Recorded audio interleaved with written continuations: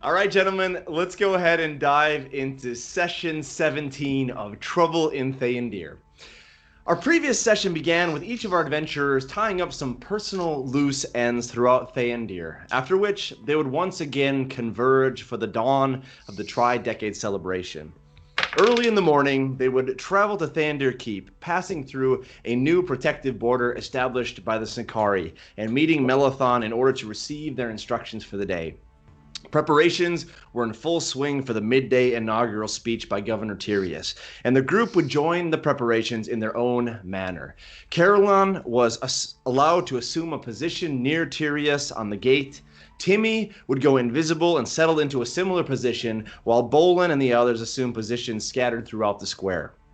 Mere seconds before Tyrius would step up to the podium, Bolin was attacked from behind by cousins to one of the fighters who the group had killed during their escapades at J.P. Franzine's establishment. Ultimately, the cousins fled, but not before doing a fair amount of damage to Bolin. Tyrius, now in position, began to speak just as a flock of crows landed on the wall nearby. The speech was quick and direct, going off without any problems, and amid the cheers of his subjects in the square below, Tyrius would begin to march along the northern wall back to the keep, and it was here that the drama unfolded. As if serving the function of some sort of signal, the flock of crows launched directly upwards into the bright blue sky, followed by a massive explosion as the northern wall was blown to pieces. The Synchari energy field had been breached. Tyrius, unhurt, was rapidly ushered away, trailed by a still invisible Timmy, as Maalethon charged down the wall to confront the breach. At the same time, a lone figure in a familiar robe made a break through the soldiers and through the main door into the great room of the keep. The adventurers would follow the figure and come face to face with a line of animated armor, armed and aggressively attacking the group. As something of an unreflective action, Bolin would consume a bottle of Theondir Thunder and, incredibly, be transformed into an ancient red dragon that within a few seconds had destroyed all of his opponents. As it turns out, the figure behind the animated armor was the keep servant Kandar, who was merely following orders from Feuerbrandt to protect the main entrance. And Feuerbrandt was already on his way to the throne room in order to intercept Tyrius. With haste, the group ran upstairs to find an odd scene. Timmy had dropped his invisibility spell and was engaged in combat with Tyrius. Just then, Feuerbrandt would emerge and turn on the group, with Maalethon joining the room seconds later from the other side, yelling at Feuerbrandt to drop his weapons. Maalethon himself would creep alongside the confused governor, and in a flash of speed and dexterity to the shout of "From destruction the seeds of new life," he drew forth a blazing blade and ran it across the throat of Tyrius, dropping him to the floor and throwing the blade at the feet of the adventurers. As the blade clanked with a metal clank to the floor, the amulet worn by Caroline exploded in a blinding radiance that would leave everyone momentarily disoriented. And when the blindness had subsisted, Maalethon had dimension doored to a balcony behind the group, yelling at the top of his lungs, "Guards! Guards! Tyrius is down! We are under attack!" My adventurers, with a rumble as if from an earthquake, door after door flies open from all sides of the room, and countless soldiers begin to pour in like floodwaters running off of the spring mountainside. In a flash, the soldiers begin to encircle you, filling the room, weapons drawn. Feuerbrandt is nowhere to be seen. The din of armor and weapons is deafening in your ears, but above it all, you hear the echoing of Maalethon's booming voice from above as he points down at you. "Capture the knot! Capture the knot!" Despite being caught off guard by Maalethon's quick assassination, you are nevertheless still able to react in the moments that follow. You now have approximately 6 seconds for each of you to take one action before you are entirely surrounded and seized by the horde of soldiers. My adventurers, what would you like to do? Shit myself. I have a quick question. What was the name of the lackey guy that we killed downstairs? Kandar. All the names. Okay. They're always there. And let me go ahead and actually give you a look at how the situation is where you guys are sitting at the moment. Yeah. Oh, you have the dual screen. There's gotta be a way. Oh boy. The ellipses. That's a lot of guards. So over here, furthest to the right, this is Maalethon, and I have that around him just to show that he's one level up on a balcony. Otherwise, you're surrounded by all the guards. What would you guys like to do? You each have one action each. 6 seconds to pull off an action. I'm going invisible. Where's Okay. Chat? Chat, can you hear us? Yeah, I can hear you. Where Where are are you? you? I can see him. Yeah, I You can see see me? All we Yeah. see is his empty chair. Oh, he must have frozen No. for you. Chad Yeah. went invisible too. Yeah. Chad's here. Nice one. So, Timmy, you're going invisible. Yes. So we're all Okay. sitting like that. Where's Tyrius? Where's his body? Tyrius, his body is I can put him out there. I don't have a mini out there for him, but I'll tell you what, I'll just throw him down right over here. What is that? Is that orange orb? No, not the orb, blue, but Yeah, what is the blue? on the right. Oh, this. Yep. I put that around Maalethon just to show that he's one level up. Oh, I He's see. not Okay. he's not on the same floor as you guys. He's up on a balcony above you. How far away is he from us? Right now from you guys, yeah, he's probably a good 60 feet. So Chad, Timmy is went. there any gap in the soldiers? They're pretty tight. They're hugging everything pretty well there. Where was Timmy before he went invisible? Timmy was right here. And then You know what? what? Yeah, I'm what's gonna that put a marker marble? with Timmy. What's that marble then? Is that? All right, Timmy, I'm gonna do this just so we know you're visible. Okay. I'm sorry, Matt. How far away was Maalethon? He's about 60 feet away. It's about 40 feet to the wall, but he's about 20 feet up, 25 feet up. So if you take I'm not doing my Pythagorean theory very well here, but approximately 60 feet. All right. Okay. I guess I'm kind of just putting my hands up like this for now. Okay. I think man. They saw me go invisible, right? Yeah, they did. And we gotta tackle him. I'm gonna lift my hands up and just say, my friends, we mean no harm. The immediate concern right now is your governor, who is laying on the ground. If you will permit me one action, I can attempt to heal him. Why don't you just do it?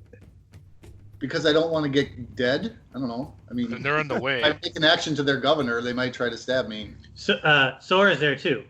Yep, Sora's in the middle as well. Okay. My friends, will you allow me to attempt to recover your governor that we were sworn to protect? And Seize them! Seize them! Yells Maalethon, continuing.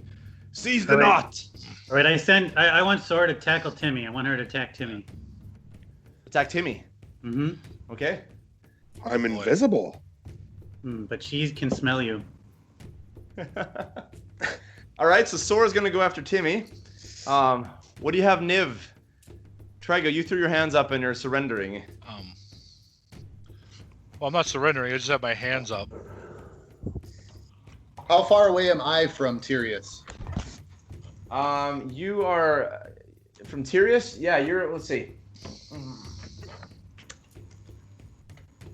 Yeah, Tyrius is about 30 feet away. Oh, shit. Same thing for me. Maybe 35. Yeah. Yeah. That'd be one action just to get to it. Okay, well, I'm going to cast Healing... Oh, wait. Yep, I'm going to cast Healing Word on Tyrius. Okay. So I don't have to touch him. A creature of my choice that I can see within range. Mm-hmm. And it's a 60-foot range. Okay. 1d4 plus 4. So 4, so 8 points of healing. Does it do anything? Let me see here.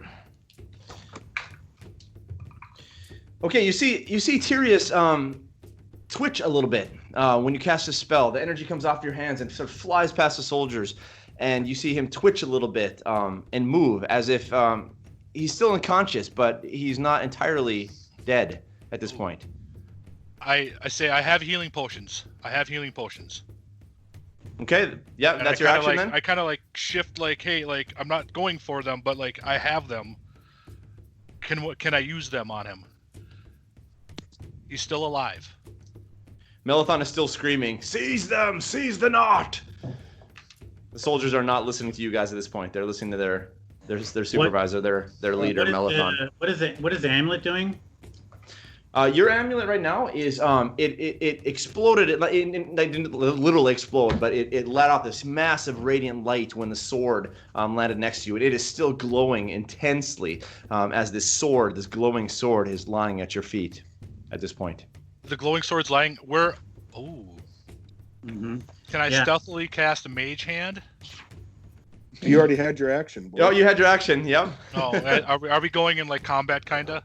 Yeah, you had your action, and Niv hasn't action yet. Yeah. What's the orb doing in the room? The orb is spinning, and it's radiating this golden orangish light like it did last time you were in the room. It's an odd orb. I mean, you've never seen anything quite like it. Where is Tyrius at? So Tyrius is right up here. Up by the stairs? Okay. Yeah. And I'm within 60 feet of Maalethon? Yeah, I'd say you're exactly 60 feet. Okay. I want to cast Phantasmal Force on Maalethon. Mm-hmm. And I want to make it look like Tyrius gets back up and is alive and healthy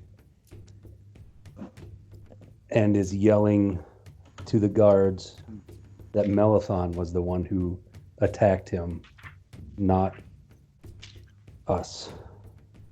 Okay, give me the details of that spell. It says, I craft an illusion that takes root in the mind of the creature you can see within range. So that's Maalethon. The range is 60 feet. Target has to make an intelligence saving throw. On a failed save, you create a phantasmal object, creature, or other visible phenomenon of your choice, perceivable only to the target. The phantasm includes sound, temperature, and other stimuli. How's that going to work, though? Only heat, so only Maalethon. Only Yeah. Maalethon can see it. Right, but I'm hoping he bugs out of here. Okay. All right, let me go ahead and roll this I've out. got nothing. I've got nothing Yeah. else. Yeah. Intelligence. You said intelligence saving throw, right? Yep. Okay, here we go. Yep, that'll be a 20 total. Wah, wah. Maalethon's pretty intelligent. I figured he would be. And you said Feuerbrandt is nowhere to be seen, correct? Feuerbrandt took off as soon as the soldiers came in. He sort of skirted out a side door. He's gone. So I want to. The dog's attacking me. We can't forget that. Yeah, I gotta. Yep. I want Sora to knock him down if she can. Okay, let's go ahead and roll an attack here on Sora. Roll a d20. 19. 19. Hit. Well, I should. Timmy, right? Your AC is not that high. Yeah, no. And she's yeah. trying to tackle him. Just trying to just knock him down. Okay, give me a strength challenge actually. So you actually able to jump on him. Now let's see if you can actually knock him over. So give me a strength from Sora, and Timmy, you will roll a strength as well on a d20 strength check. Shit.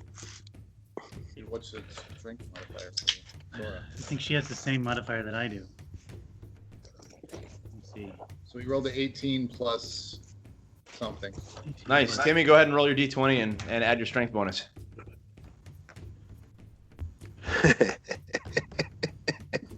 Natural one. Oh, nice. So Sora leaps towards this invisible object in person that she can smell and knocks into Timmy, brings him down, and lands on top of him. You see Sora sort of hovering above the ground as she's standing on top of this invisible Timmy. I just like to point out that's a modified 0. -1. You tripped over your own feet. Okay, Back so up. so then I am gonna go and me, Caroline, I'm gonna go and put Timmy in like a chokehold kind of. And I don't know. I guess I'm holding on to nothing. It looks like I'm holding on to nothing. Can I do that? No, I think once I'm tackled, I kind of reappear, don't I? I don't know what the spell says. If it's a concentration spell, you can give me a Constitution check there. You did take some damage, actually. I forgot about that. You took 2 points of bludgeoning damage. 9. Okay. We'll just say, yeah, you lost concentration.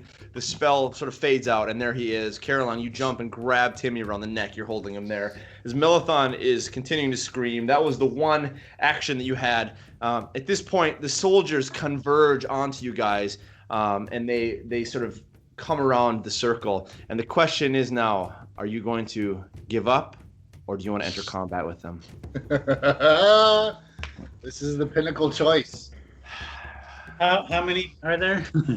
Look at me. Right now that you can see, there's 20.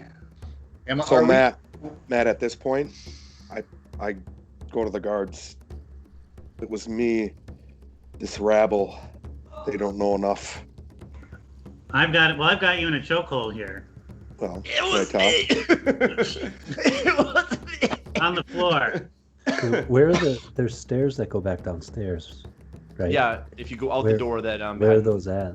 that's underneath where Maalethon is up on the balcony. Sure would be nice if Grago was around. Yep. Yeah. Yeah. I mean, okay, The soldiers are not responding to you, Timmy. They see Caroline grabbing you in a chokehold, and let me actually roll that out. No, I mean you're not very persuasive for them. Maalethon is still carrying a lot of weight here. you did have that so term.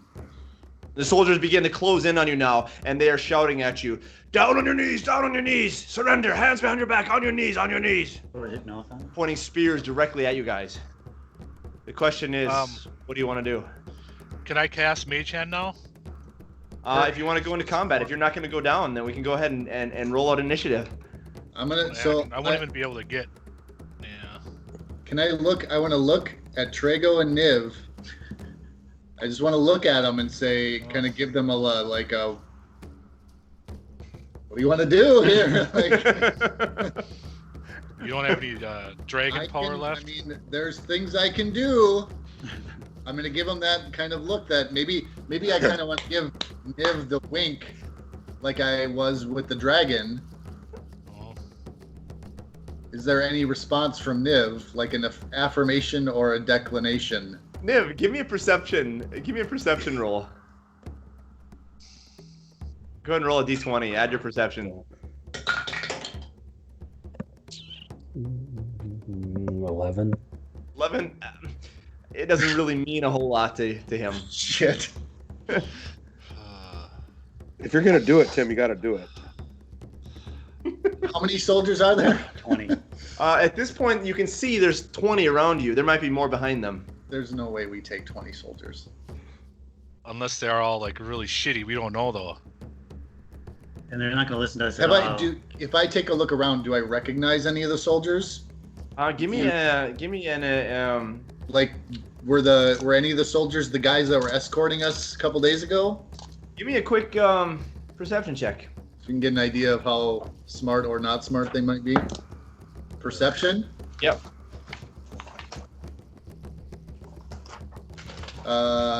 13.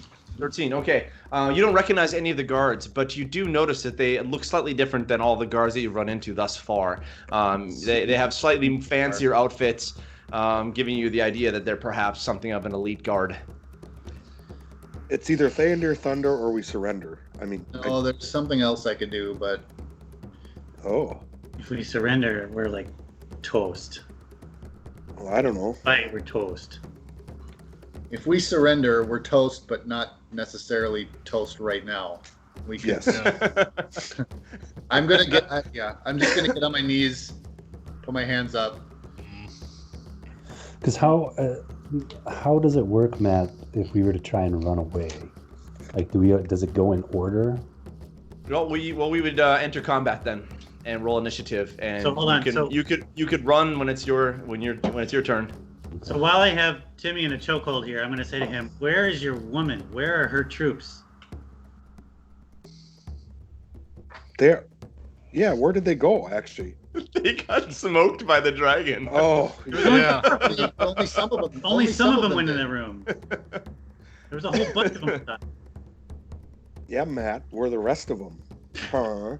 They're probably held up outside of the keep. Not everyone has medallions to get in, like you guys did.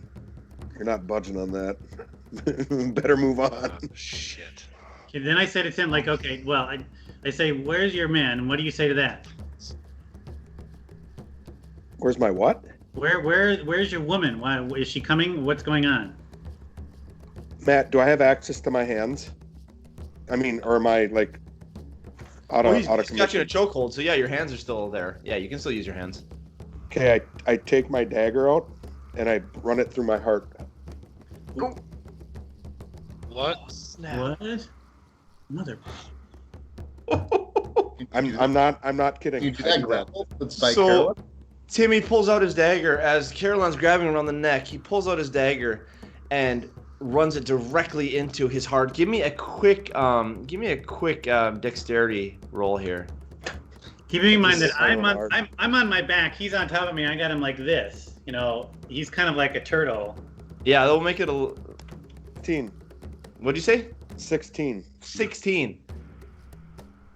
The blade comes out. Caroline, at the last second, you see the blade coming out, and you see this look in Timmy's eyes of, it's hard to say, desperation, anger, confusion, or just resentment maybe, and the dagger goes straight into his chest, and his eyes you see roll back. Wait, tell me who you are. Tell me what. Is he gone? Completely gone? He my last exhales. in my last breath, I say, "Groggle knows." Oh, Jesus. Fucker. All right. Do we all hear it, or is it just Caroline that hears it? Just Caroline. It's a airy breath as the knife is in his lungs, you know. Groggle knows, he says. Matt, how far away from the door are we? From the door, you guys are all approximately. You're gonna be a good 55 to 60 feet. Okay. So I toss this limp body off, and I get up and I hold my hands up, but I tell Sora, I tell her, run, go towards the door, get away. Okay, well let's go ahead and enter combat then. Are any of these and guys, Matt, arid, still-jawed? That give me a guard perception check. who helped us before? Give me a perception check. 15. 15. You scan around and you don't see Arid as a part of this group. He hasn't come up to that level of ranking apparently. Matt, one question. My dust of disappearance, is that just for one person? When you cast it into the air, it's anybody underneath a 10-foot radius, a 10-foot circle. Would that Or encompass 10-foot all diameter. of us?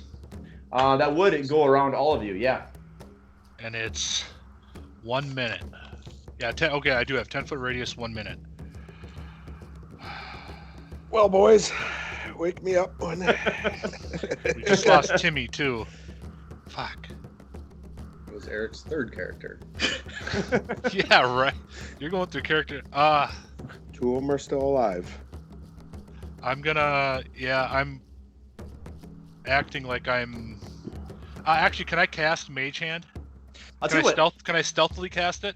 Why don't you all roll initiative and we'll play out these actions in initiative order. So I'm going to go ahead and roll for the soldiers and for Maalethon as well. Bonus. Okay, 25 to 20. I got a 20. 20. Okay. I can do Sora. 15 to 20. Sora got a 21.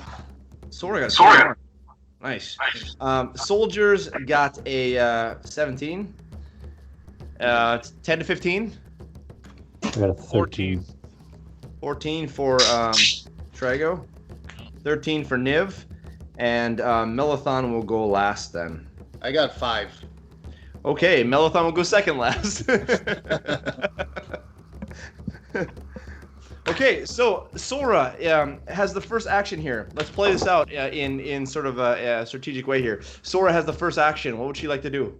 You said she wanted to run. Well, I mean, typically she'll look to me. She looks to me for what to do. So she's going to look to me, and since I go right after her, the question I have is,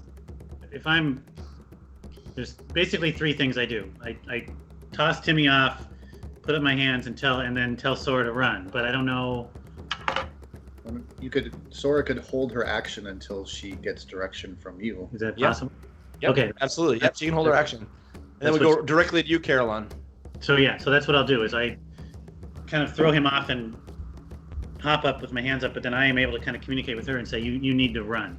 You need to go and, get out of the castle, but stick close. Okay, so Sora is going to then take off, heading out the. Which direction do you want to send her? Towards Maalethon? Towards one of the other open doors on the sides? Towards Maalethon. Okay, so she's going to run past the orb there. And as she's going through past this orb, the soldiers, two of the soldiers are going to get an attack opportunity on her as she runs by. They see Sora coming and they lower their spears and try to take an attack on Sora. The first one and the second one, a natural 1, so that one misses. The other one, 17. Okay, I think hers is 15 plus AC plus 2. So she has a 17. 17, okay. I'll give it to you then. Sora is able to evade the first spear, and as the second spear comes in, she ducks, and it just slightly comes right over her head, and she takes off, cruising out of the door, which is still open, that you came through, and takes off out of Theondir Keep, out of this, at least out of the throne room. Okay, that's the end of Sora's turn. She has successfully made it out. The soldiers' turn. The soldiers are going to now just collapse on all of you guys. And they are all going to come in now and try to strike you, not with killing blows, but with blows that will at least do some major damage. I'm going to give a group attack here now for all of the soldiers. And I'll roll 1d20, and then I'll see how that compares with your AC. So here we go. All right. 22. I'm guessing that hits everybody. And they do a total of 17,000. 7 damage to each of you, and that's from 20 different people. So each of them does an average of 7 damage, but they're pulling their attacks. So essentially, that's 140 damage. So we each get down to 0, or we each get all down of you fall unconscious. And as Sora runs out of the building, Maalethon sees her go. Some of the soldiers turn to follow her. He says, "Let her go. She is nothing to us." And you see as Sora takes off down the stairs, the soldiers collapse on you, attack you, and everything goes black. So it's hard to say how much time passes. It's difficult to say. But one by one, you begin slowly to open your eyes. And it's hard for your eyes to adjust to this dark space. It's a sort of a dark, damp, dingy space. Your eyes are fuzzy from the wounds and the attack that knocked you unconscious. And outside of the room that you're in, you can hear a voice of sounds like a child, apparently the town crier of Theondir, who was outside in the square, yelling out in the square for the announcing the news of the day. Hear ye, hear ye! News from Theondir. Governor Tyrius is dead, felled at the hands of the rebel group the Knot. The individuals responsible for the assassination have been captured. An execution is scheduled for the near future. To weather this storm of confusion, Maalethon has assumed all governing responsibilities. May Bahamut show his favor to Theondir. Hear ye, news from Theondir. And you can hear him moving through the square, announcing the news from apparently what was the first day of the TriDecade Celebration. It seems to be the morning of the second day. And as you sit there, eventually your eyes begin to adjust. And each of you find yourselves sitting, locked up in an individual cell, in what appears to be some kind of basement prison. And as your senses begin to come back to you, you can hear soldiers marching back and forth in the prison, rattling of keys and armor. You can hear the noise of the crowds outside. Still, there's a lot of confusion outside from what happened the day before. And go ahead and give me a perception check, all of you.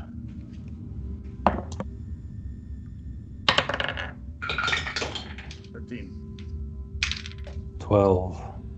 That's a natural 20. 21. 21. I got a 20. 20, okay. So, Bolin, you hear the groanings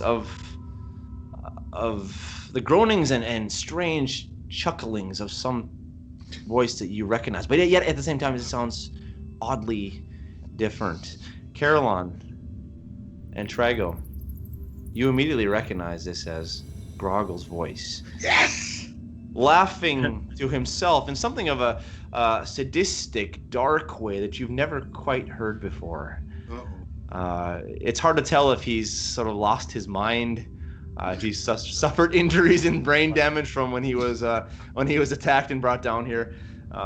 It's hard to say, but you can hear Groggle's voice. What do you guys want to do while you're sitting here in the prison? I have a quick question for you, Matt. How does this work with spells? Yep. So your hands are bound. All of your hands are bound. You're also gagged. Well, I mean, for the time frame of, for recovering and resetting spells and all that. How does that work? Well, technically, it was the time of a long rest, but because you were under duress and captivity, I won't actually allow you a long rest. But we'll say that you're able to get something of a short rest, sort of quick naps between it. But because you're under so much duress and you're chained up, I won't give you the full long rest that require. Okay. But because I can still get something back with a short rest. Yep. And so your hands, you notice your hands are chained behind your back. They're chained to the wall. Each of you is gagged. Nobody's taking any risks with spellcasters. So you cannot speak. You cannot really move. They probably took all the ingredients that you need away anyway. Yeah, all your material components. Need any ingredients. You're stripped down to just your basic clothing, and that's about all you have on. How many hit points do we get back then? Or do we should we use die or like a one? You can use some hit die if you'd like. Yeah. Would they know that my crystal is for spell casting, or would they just think that's a necklace I have on? You've been stripped of everything you have. You're just down to your clothing. Right. But your basic clothing. Yeah. Would they consider that part of my clothing? Or would they know to take that away from me? Yeah, they took everything, any jewelry off of you. They took everything off of you. And actually, Trago and Caroline, I can, because of your perception check, I can mention this, that you do see off in the corner, outside of you, it's sort of like a long hallway, off in the corner through your individual cells. Each of you individually sees that there is a chest, and you do notice that there's some of your clothing, some of your weapons that are there in the chest. Okay. How far away is... Can we tell how far away Grotto is, or how far the sound is coming? You guys, the two of you who got the 20s plus, you can tell that Groggle is it's not clear. It's not super clear how close he is, but he's probably still within a good 60 to 80 feet. But it's hard to tell exactly. It kind of echoes around here in the chamber. Right. The guards are walking by slowly, pacing back and forth. And give me another perception check, all of you. 17. You mean all of us but Eric? All of you, but not. Yeah, Groggle is off in his own. 13 again. 13 again. 14 for me. 14 for you. Okay, and what do you say, Caroline? 17. 17.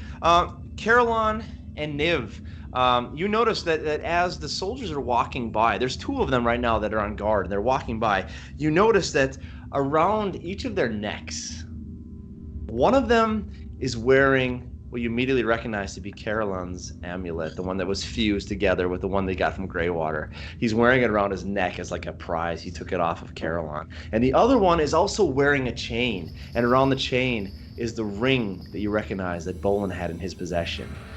Also wearing it around his neck is something of a prize.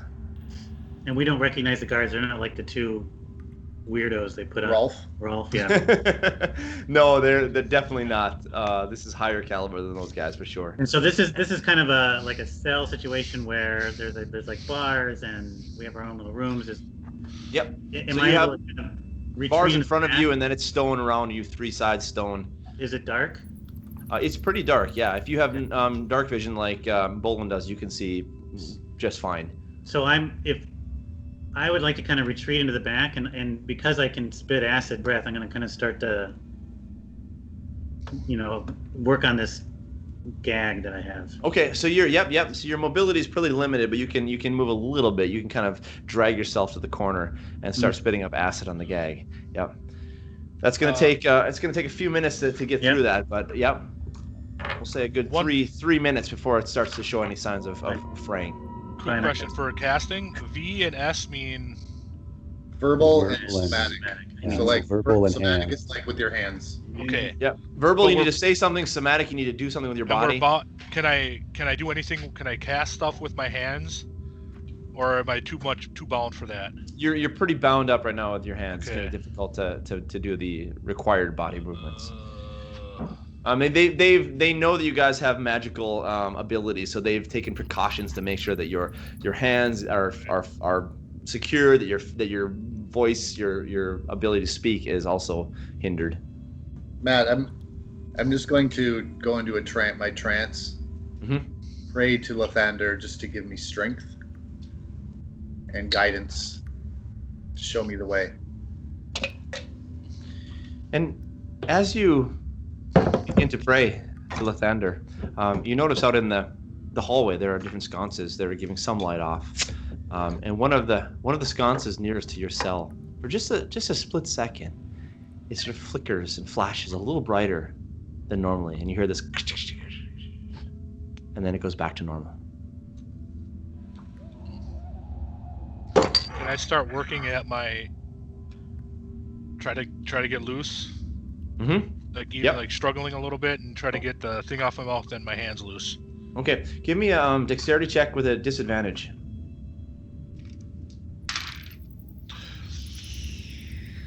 Yeah, that's not good. I rolled a 2, so it's going to be a 6. 6, okay. It's pretty difficult. I mean, you can struggle for a while. I'll just say you keep struggling. We'll have you do another check later. But at this point, it doesn't seem like these manacles are going to move. Your hands are pretty tight. You're chained pretty hard. This is pretty I strong wanted to do the stuff. same in my chains too, just kind of test them. Okay, give me a dexterity check with disadvantage. 14. 14. Okay. Yep. We'll say you're struggling with it. We're struggling with it. Those guards that are walking by, do they have keys or anything on them, or is there? Give me a perception check. Like how do the doors open? Is it a lever? Do Give they me a have to perception check. unlock each one? Yep. 7. 7? I mean, hard to tell exactly. You do see. I mean, obviously they have a ring of keys on them. How it works with the doors is difficult to say. But they are walking around with the one that has the ring, Bolin's ring around his neck, has a ring of keys as well. Matt, question. How often do we get our hit dice back? Is it long rest we get half hit dice? You can use your hit dice. Yeah, you can use them on a short rest, and a long rest you get half of them back. Okay. I'm wondering if it's smart. So it's smart to just use them all because we're at like 1 hit point right now. Yeah, you're at 1 hit point. You'll be, or actually, let's see. You regain over the last few hours. Actually, I should roll that out because it was you made it through the evening. You regained 1 hit point for every hour, we'll say. So you can all put yourself back up to about 8 hit points at this point. 8. All right. I'm gonna use a couple. Ooh, there's Matt, good. if I'm using trance, do I gain the same as the long rest then? 4 hours? Or is it not like I will say because it's trance and you're able to sort of go into this meditative state, that you are able to do that even under duress. So I'll say that I'll actually give you that and say that you're able to go into a trance despite the situation. So your trance benefits. We just roll some hit dice and add it back to that 8. Yep. That Yeah, how you it can take as many of your hit dice as you want. Yeah. I took 2 and I rolled really well, so I'm doing pretty well. Can we tell is Groggle chained and gagged? You can't see outside of your cell. All you can see is all of you individually can just see out into this hallway. Okay. You can see the chest there. You can see the soldiers marching back and forth. You Oh, can't do see each other, We but just you can hear. see. We just hear Groggle You laughing. just hear him. Okay. You hear this strange noises. It's a laugh, a dark laugh like you haven't really heard before. It's you hear that it's Groggle's voice, but it doesn't sound like Groggle. Not the Groggle that you know. How am I doing on the gag? You're still working on it. It's starting to fray a little bit, but you've only been working on it for about a minute now. So I am gonna start freaking out, see if I can get someone to come into the cell. Okay, so you start freaking out. What are you doing? Explain your actions. What are you doing, Niv? Just because our hands are behind us, right? Yep. And we're sitting. Yeah, you're kind of like half lying, sitting. Can we stand up? You won't be able to stand up. You can drag yourself along the ground, kind of push like a baby would, crawling across the ground, kicking with your feet. I'm just gonna start rolling around and pulling on the chains and shaking and screaming inside my. Okay. And immediately, in response to this, the guards, the two guards, run over, and one of them looks in and says, "Hey, what are you up to? What's going on here?" He's shouting at you through the bars. I'm not gonna stop. You're just gonna keep going. Just keep going. Hey, Terrence, get down here. Send a couple others down here. And after a couple minutes, or a couple seconds, you hear a couple more soldiers come running down. Open up the cell here. Let's see what's going on here. We got a problem here. And the guy with the ring around his neck opens the. Jesus Christ! What was that? Close the door, dude. And he comes over and opens in your cell door, Niv. Sticks a key in from his key ring, opens it up. One of the soldiers, apparently Terrence, comes running in.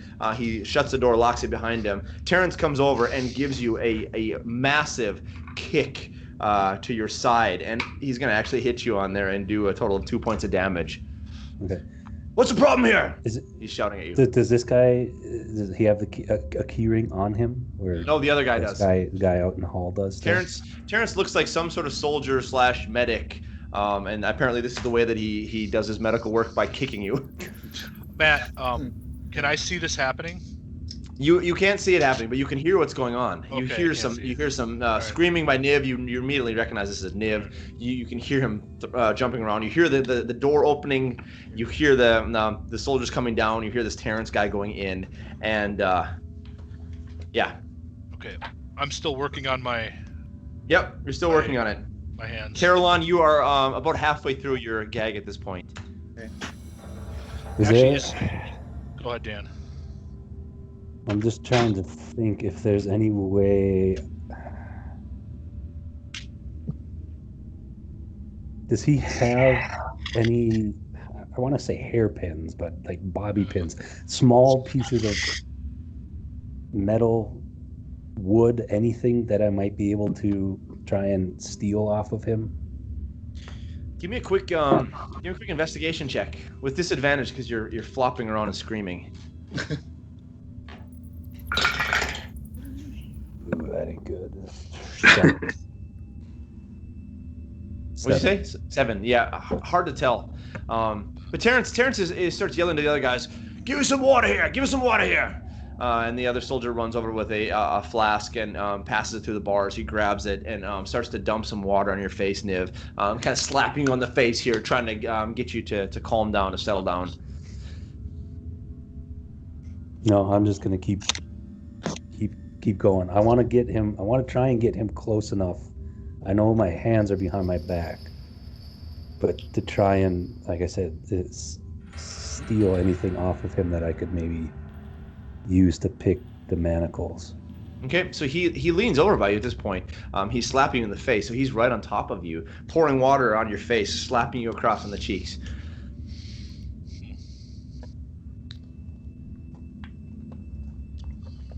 Is he close enough to try and pickpocket something from him?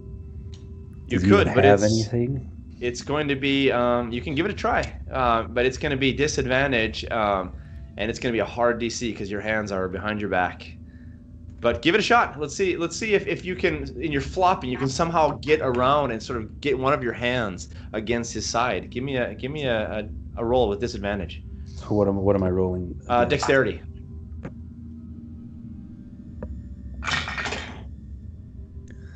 Natural 1. Oh. Not doesn't happen at all. He feels you brush up against him. You're not able to get anything from him though, and he's a little disturbed by this. Stands up and says, "Open it up again." And they open up the gate. He walks out. Leave this one alone. Leave this one alone for a while. He can roll around until he's tired and passes out. I can't seem to help him at this point. He walks back upstairs and heads up the stairs again, out of the basement room. And you guys are sitting in this place, and it is eerily quiet at this point. Except, like I said, the sound of Groggle, who is still laughing to himself in this sort of maniacal way. I'm gonna take a minute to really look around my cell, investigate, see if I can find anything at all that could use loose or anything that I could use to pick the lock or anything. Give me an investigation check. Fuck, terrible. I got one good roll, and I know I'm 11. Oh wait, 11. Yeah, plus 5, 11. I mean, you notice there's a bit of above crumbly rock from the wall that's broken off. There's rock on the floor. That's about it. You don't notice anything else. Matt, am I able to kind of see? I mean, we have our hands behind our back. How are we're attached to the wall, right? Yep. So you have manacles around your wrists, behind your back, and they're chains through the manacles that are chained to the wall. They allow you some mobility in this cell, but not much. Not enough to actually stand up, because the chain's not long enough. But you can kind of move in a little arc around the wall. So how big? 6 foot? You think from the wall? Not quite. Maybe 3.5, 4 feet. All? Your feet are also manacles. They're not bound to the wall. It's just your hands bound to the wall. So our feet are free. Your feet are free, yeah. But they're bound. They're in manacles, but they're not chained to the wall at least. Okay. Yeah. And Caroline, at this point, the acid now begins to make its way through this gag that's on your face, on your mouth. It's a leather gag, so it's been actually pretty difficult, but it's pretty strong acid. And it starts now to begin to fall off of your mouth. And let me go ahead and give a perception roll for the two guards and see if they actually notice I have this. retreated to that. I'm in the darkest part of the cell. I mean, I did Yep. that. So. Let me go ahead and see if they notice it. Neither of the guards notices this as the gag begins to fall away off of your face. Okay. Am I able to kind of turn? Am I able to see, or what I want to do is I want to try to do the same. When the gag is gone, do the same thing on the chain that's holding me to the wall. Okay. Yeah, you can absolutely start to do acid on the chain. Metal will take a lot longer if it will be successful. Right. I mean, I do with 2d6 with this acid on a failed save, so I don't know. Just FYI. Okay. Yep. And you want to just start that right away, immediately. Yep. Okay. Very surreptitiously. Yep. So Caroline kind of turns to the corner with the gag falling off and begins to sort of regurgitate this acid in the corner by himself. You can't really hear it though because Niv is still making a lot of noise. You still hear the laughing of Groggle. And at this point, you hear now something of a commotion or movement in the stairs above, and you hear the guards yelling down, "Prepare the guards! We have a visit! Prepare the guards! We have a visitor!" And a couple seconds later, you see a whole group of guards, another 10, 15 guards, come and completely line the back of the walkway there, the corridor. And sure enough, striding through with bold confidence, comes Maalethon walking down the stairs. And he walks to the bottom of the stairs and stops in the place where you all are able to see him. He has a visual of all of you in your jail cells. Of course, Groggle, you're off in a cell further away, so you're not able to see this. I mean, I want to make sure I'm still. I want to make sure they can't see that my my gag is gone. Yep. So you're still in the back, and you still have your head turned. Mhm. And Maalethon now, when he gets to the stairs, he turns and looks at the bottom of the stairs, turns and looks at all of you, and says to the guards, "Give us a moment here." And the guards turn, and one by one file their way up the stairs as they walk out of the room. And Maalethon turns back to you, and he says, "My apologies that things needed to go this way. But you have served your purposes well. Fate has indeed been on our side. It is time for a shift in power, but that can only be done with the power of the people. Greywater, or should I say Tanglebriar, has done his job well, as has Vildereth and his associates. It is amazing to me how easy it is to buy off loyalties. And now the stage has been set for its new star to rise." You have an opportunity to save. What was the last part? So you have an opportunity if you want to say anything to him. I'm still Yeah. gagged. We're still Right. gagged, so. Oh, right, you are still gagged. You are still gagged. That's correct. I'm not, but I'm not going to say anything. No. Maalethon looks rather pleased with himself at how everything has turned out. And he begins to turn to walk away. And he says, as he reaches the stairs, he turns back to you and says, "My friends, to complete this story, every good story needs a good ending. Your execution is planned for tomorrow. You and your loopy green friend will be executed in public as a statement of Maalethon's concern for order and for law in Theondir. Tyrius' assassination and death will be avenged, and your blood shall pay the price." And with that, he turns. Can I try and get him to come over? Like with my head, kind of try and get him to come closer. And My dear Niv, he sees make it you. sound like that I'm trying to tell him something, and get him, maybe to actually take off the gag and listen. He walks over to you, Niv, and comes up to the bars, says, "My dear Niv." You see him sort of close his eyes for a second, and into your head, you hear him speak as he casts message. He says, "My dear Niv, Not listen. I had great plans for you." This is fine. You can pretend like you don't hear this. And now you're actually able to respond to him. And is there a word limit? Do I have to be brief? Go ahead. Yeah, you can be brief, but don't give a magnum opus essay. But yeah. I like to quote from Max Raider. Yeah, there you go. Page 1 of my dissertation begins. No, I want to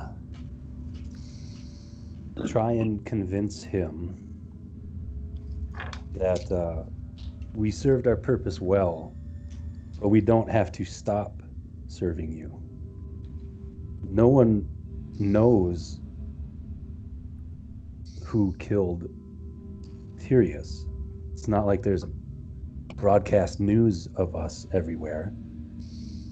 You can execute any lowly scum you want and still have a team of people that are more than capable of helping you.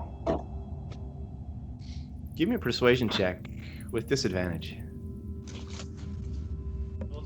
At disadvantage, it doesn't really matter because I rolled a 4 and a 5. Okay. So with persuasion, I mean, well, It doesn't yeah, matter. I'll use. Right. Well, Maalethon, you see him now casting message again, and he responds to you once again, Niv. And he says, Niv, my friend, an interesting proposition. But as you know, all politics is theater. And you have been and continue to be very good actors. There is one more act in your play, and that will be the act at the end of a rope. And it will be a good one. A convincing one, shall I say. And I can respond to that? Yeah, you can respond to that. Okay, give me a second to find the name here.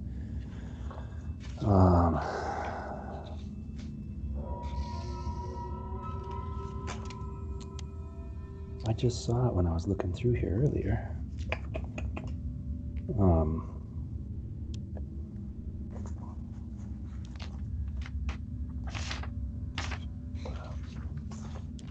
Sorry, I can't.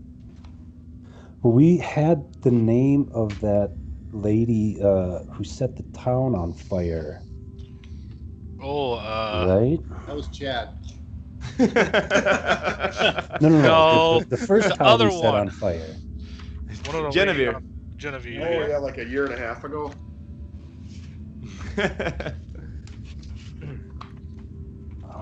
Female rider in green armor. Maybe I don't have her name. Yeah, Genevieve. But that was the name of the. I think it was the same chick, wasn't it? Knot lady. Yeah, she was a knot leader. She was like a faction leader for the knot. And that was the same chick that you saw. Guinevere was. But we don't know that. I thought with that lady in Mittendorf, I thought I had her name. Yeah, you learned later that her name was Genevieve. Yeah, So it's the that same, is the same lady.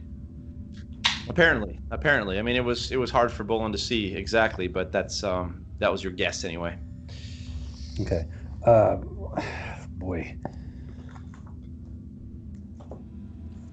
So in my response, then, I'll just say, if we go, you lose Genevieve. Genevieve is no concern of mine at this point. I've got what I've needed. Power is mine in Theondir. The knot is the least of my concern. To be honest with you, Niv, I have never been afraid of the knot. They have been a convenient story for me, a convenient cover. And it has served my purposes very well. And with that, he turns and walks upstairs, calling for the guards to come. The guards come back down now and file back in, a few of them, a couple more than last time now. The same two are still patrolling back and forth that have your amulet and the ring around their neck. There's 3 or 4 more guards now who are also stationed and positioned here. The night, the day carries on.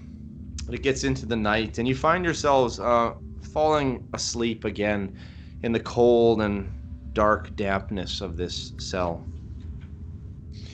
And it's a rough night of sleep. I mean, you get once again. I'll give you a short rest again if you need it.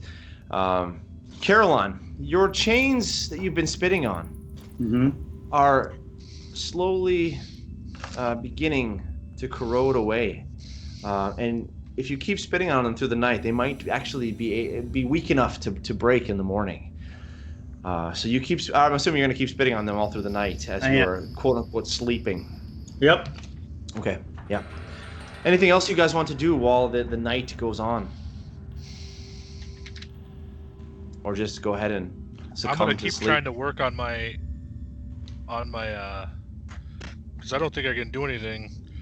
Give me another dexterity check with disadvantage.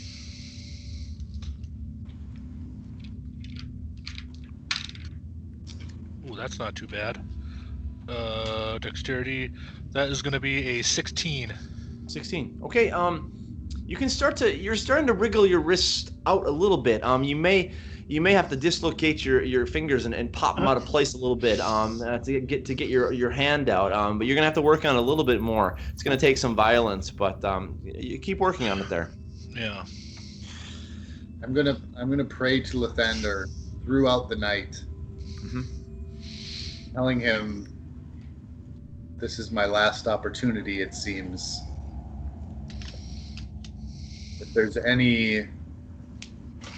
there are any achievements you want me to achieve within my life, it seems that those opportunities are coming to an end.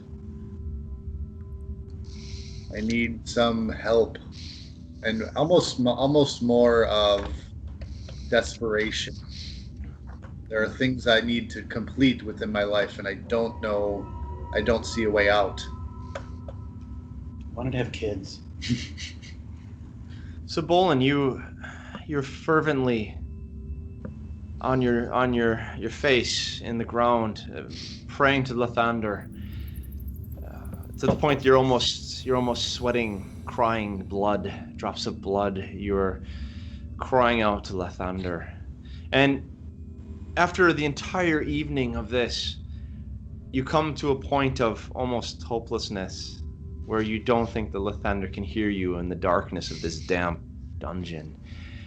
And right at the moment when you're about ready to give up, suddenly a burst of light comes from above the stairs. And light cascades down the stairs and begins to fill the area where you guys are. And suddenly a group of soldiers comes pushing a man down the stairs, escorting him in through the light. The light that you saw was the light of the morning coming from upstairs. They're pushing a man, escorting him in, pushing him down. He's an older looking man, gray beard, gray long hair. And he... Sorry? Gandalf. Gandalf. Yes. You wish, right? Gandalf would really help. And he's he looks to be quite, at this point, inebriated.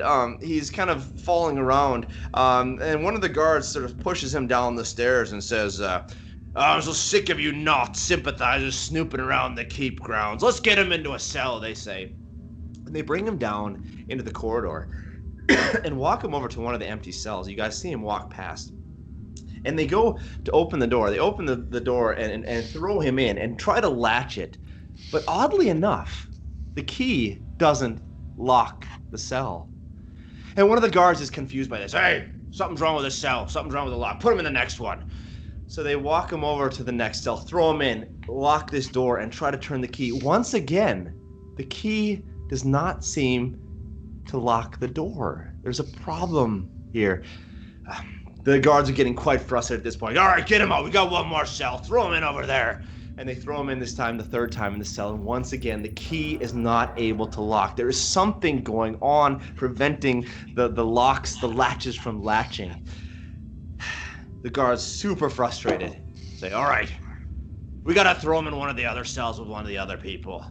So they turn back now. Trego 1, Niv 2, Bolin 3, 4, Caroline. Caroline, they come to your cell. Stick the key in, open the door, and push this man in, slamming the door shut. And this time it actually works to lock the door. You look up and turn your head from your night of vomiting acid on your chains, and you can see this man sits down next to you. He's not chained up. He looks inebriated, sits down next to you with something of a grin on his face. Go ahead and give me a strength check, Caroline. Hold on.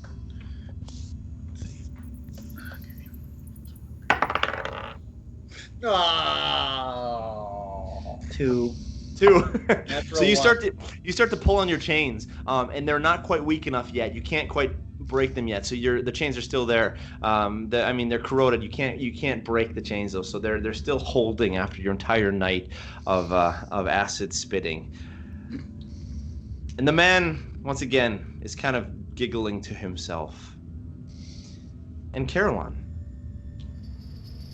you suddenly see him mumbling something to himself. And inside of your head, you hear him speak to you. Now, I'd like all the rest of you to give me 5 seconds or 10 seconds with Caroline. I'll let you know when you can check in. Go into the bathroom. Well, this is my first. Yeah, we need Doritos and jerky. And so, Caroline, Yes. the man's lips begin to move. And you hear in your head a voice. He says, "Hurry now. You don't have much time. You need to trust me. Can you trust me?" You're able to respond likewise in like fashion. Who are you? That will be explained in due time. Now we need to get you out of this place. Do you trust me? Yes. I have no choice. Very well then. Be prepared for me to surprise you. And together we will surprise the guards. And with that, the voice fades out. Let's go ahead and take a little break, Caroline, Okay. and we'll continue after that. Sounds good at this point. Okay, let's go ahead and dive back into this now. So, Caroline, you are still working on your chains. You're trying to break them at this point. Give me another strength check. Oh, baby. 13. 13. Okay. As you begin to pull on the chains, you notice that one of the links now, where it's the most corroded, begins to kind of pull apart, and it's beginning to break now at the point that if you needed to and you gave a really strong jerk, you might be able to pull it free. Okay. So the man in this cell with you, all of you have seen him. He sits down in the cell. You can hear him sort of giggling to himself, laughing from his apparent inebriation. And he begins to sing this odd little song to himself about some strange meeting with a mystical beast, some little beast named Sora. And he goes on in this little story about this and that and about the slaying the dragons and so on. And in the middle of the song, he stops and stands up, beginning to sway. He walks over to you, Caroline, laughing hysterically. And he begins to lay into you, kicking you as hard as he can. Just kick after kick after kick. I'm going to go and roll this out now. And he is going to hit you, and you are going to go ahead and take a total of 7 bludgeoning damage from just repeated kicking as he begins to kick you over and over and over again. And the soldiers, seeing this happen, the two of them that are walking by, they said to the others, "Go upstairs and get some more help. We need some more help up here." The other soldiers run up. The 2 soldiers run over to your cell, and one of them opens the cell. The other one runs in, and both of them run in. And as they come in to throw themselves onto this drunken man, you see his mouth move once again, and both of the soldiers fall completely to their face. A sleep spell has been cast. He turns to you, Caroline, and says, "Now is the time. We need to get out of here. Come."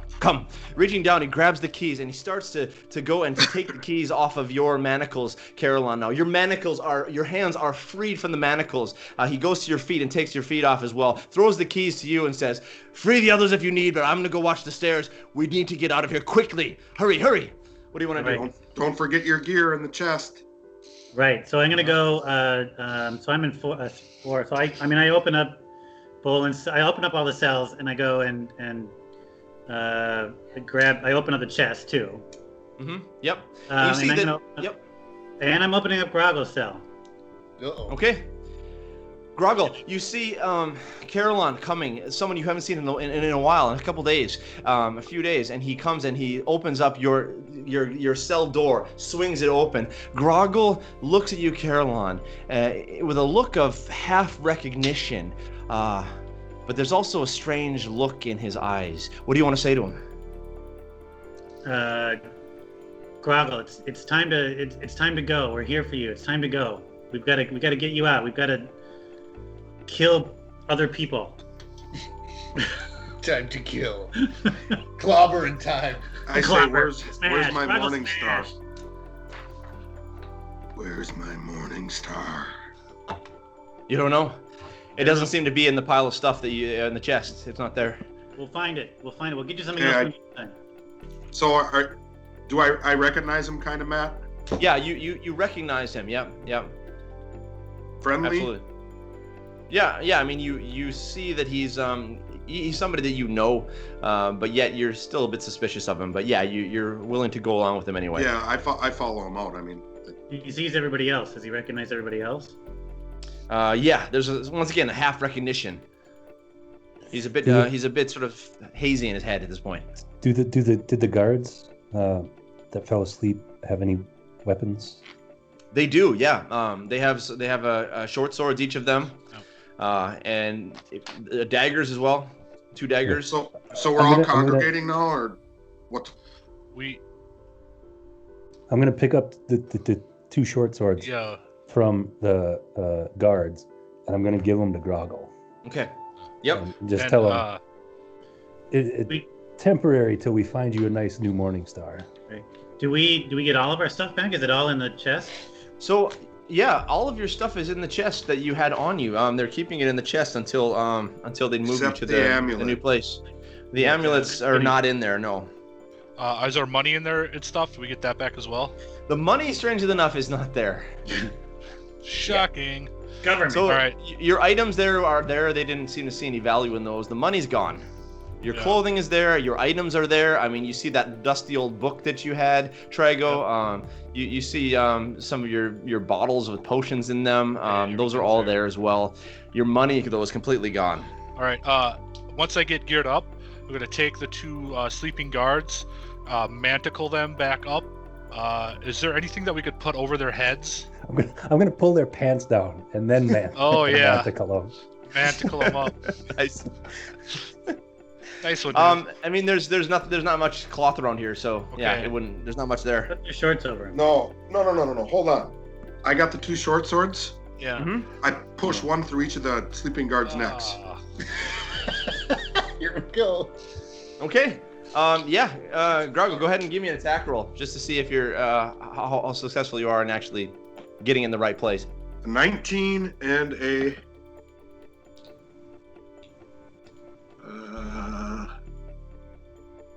like a 15. Okay. Like a 26 and a.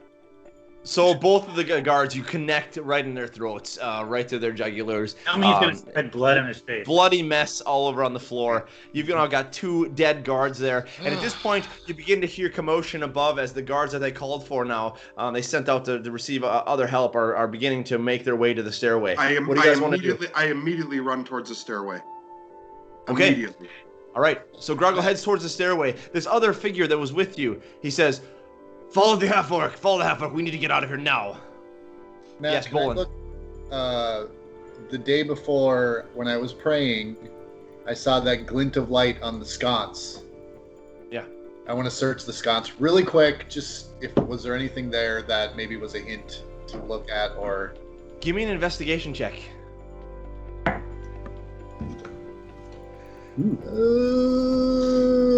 22. 22. You notice that this single sconce, it looks a little different than all the other ones.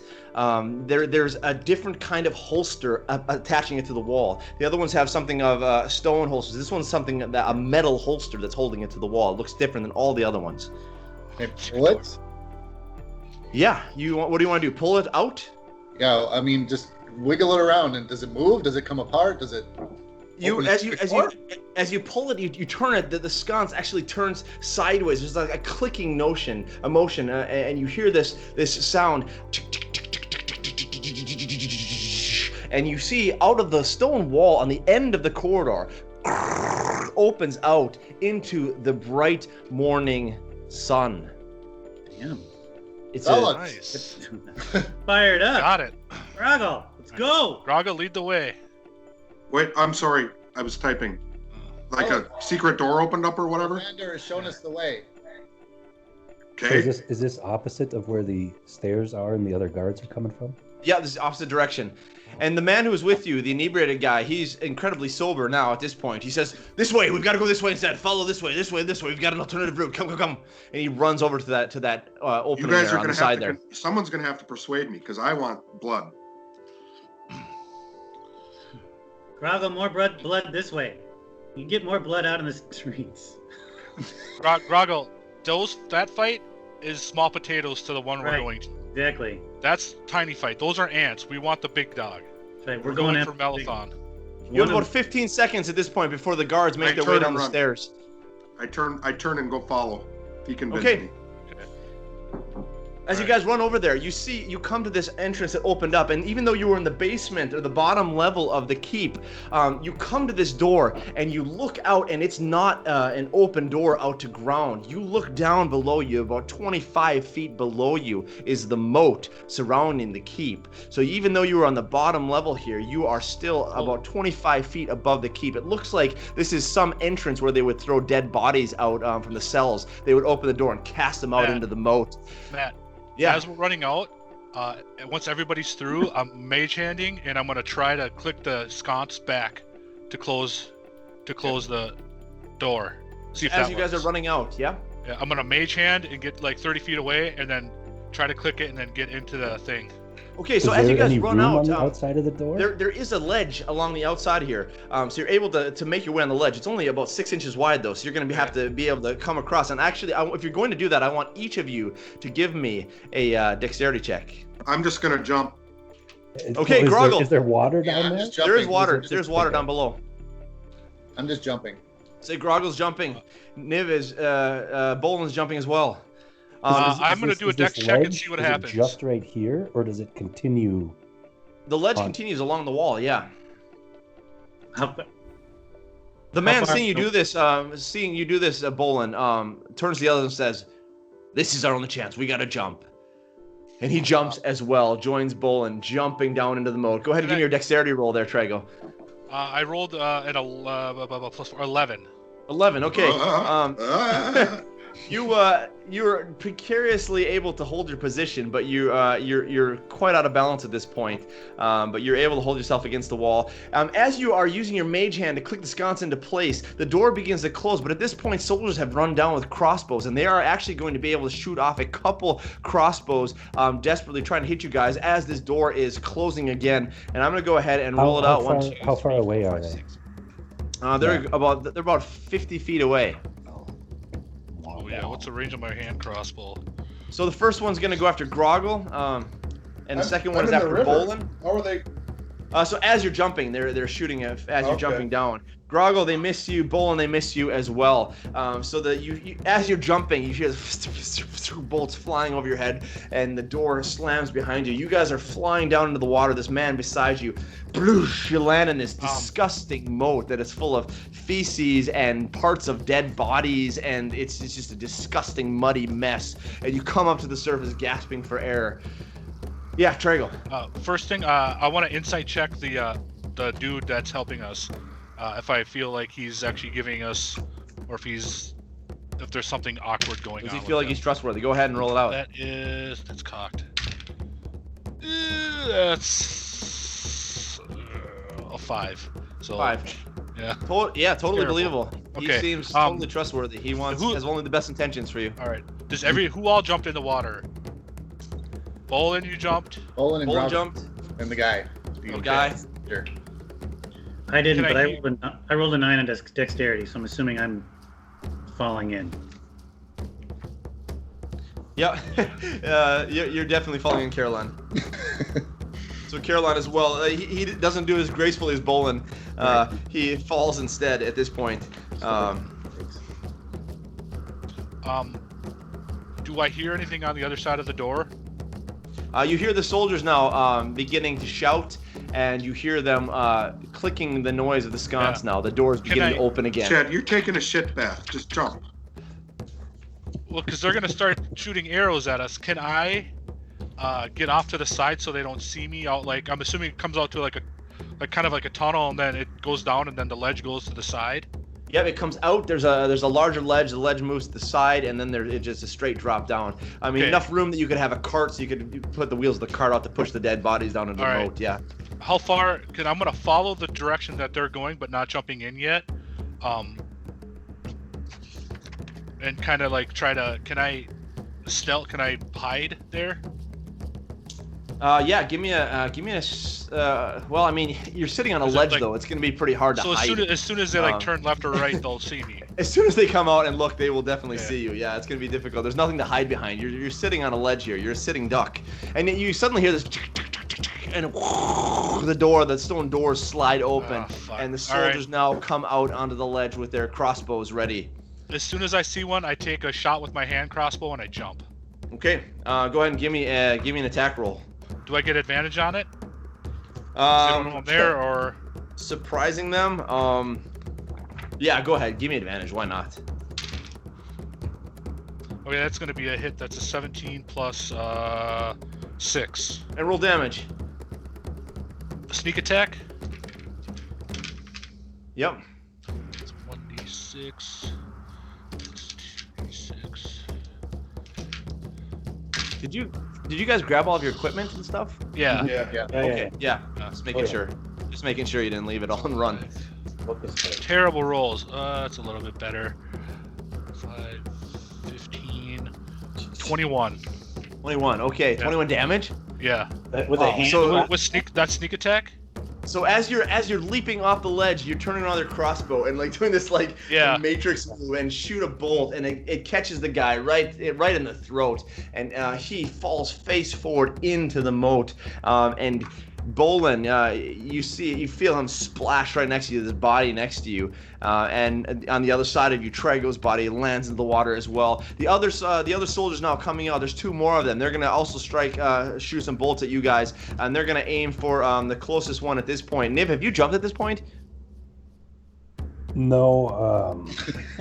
You're still on the ledge. Well, I'm just trying to figure out if there's anything cool I can do, but not really. So, how you said it's 25 feet down? Yeah. Okay. And those guys are all now right at that doorway. They're all standing on top of the doorway. Yeah. So, I'm going to, I guess, I'm going to cast color spray Okay. back into the hallway. Yep. And then jump off. Okay. That's cool.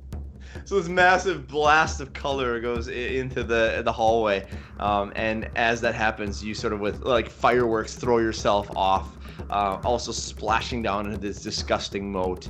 At this point, they are a bit confused. So What's the details of the spell? Well, I roll 6d10. That total is the hit points of that many are Yep. blind. Nice. It doesn't actually do damage though, right? No, it just blinds them. But it will blind them for a round. Perfect. Yeah. Oh, I should have did that. Super smart. Right? 60. Okay, so 5,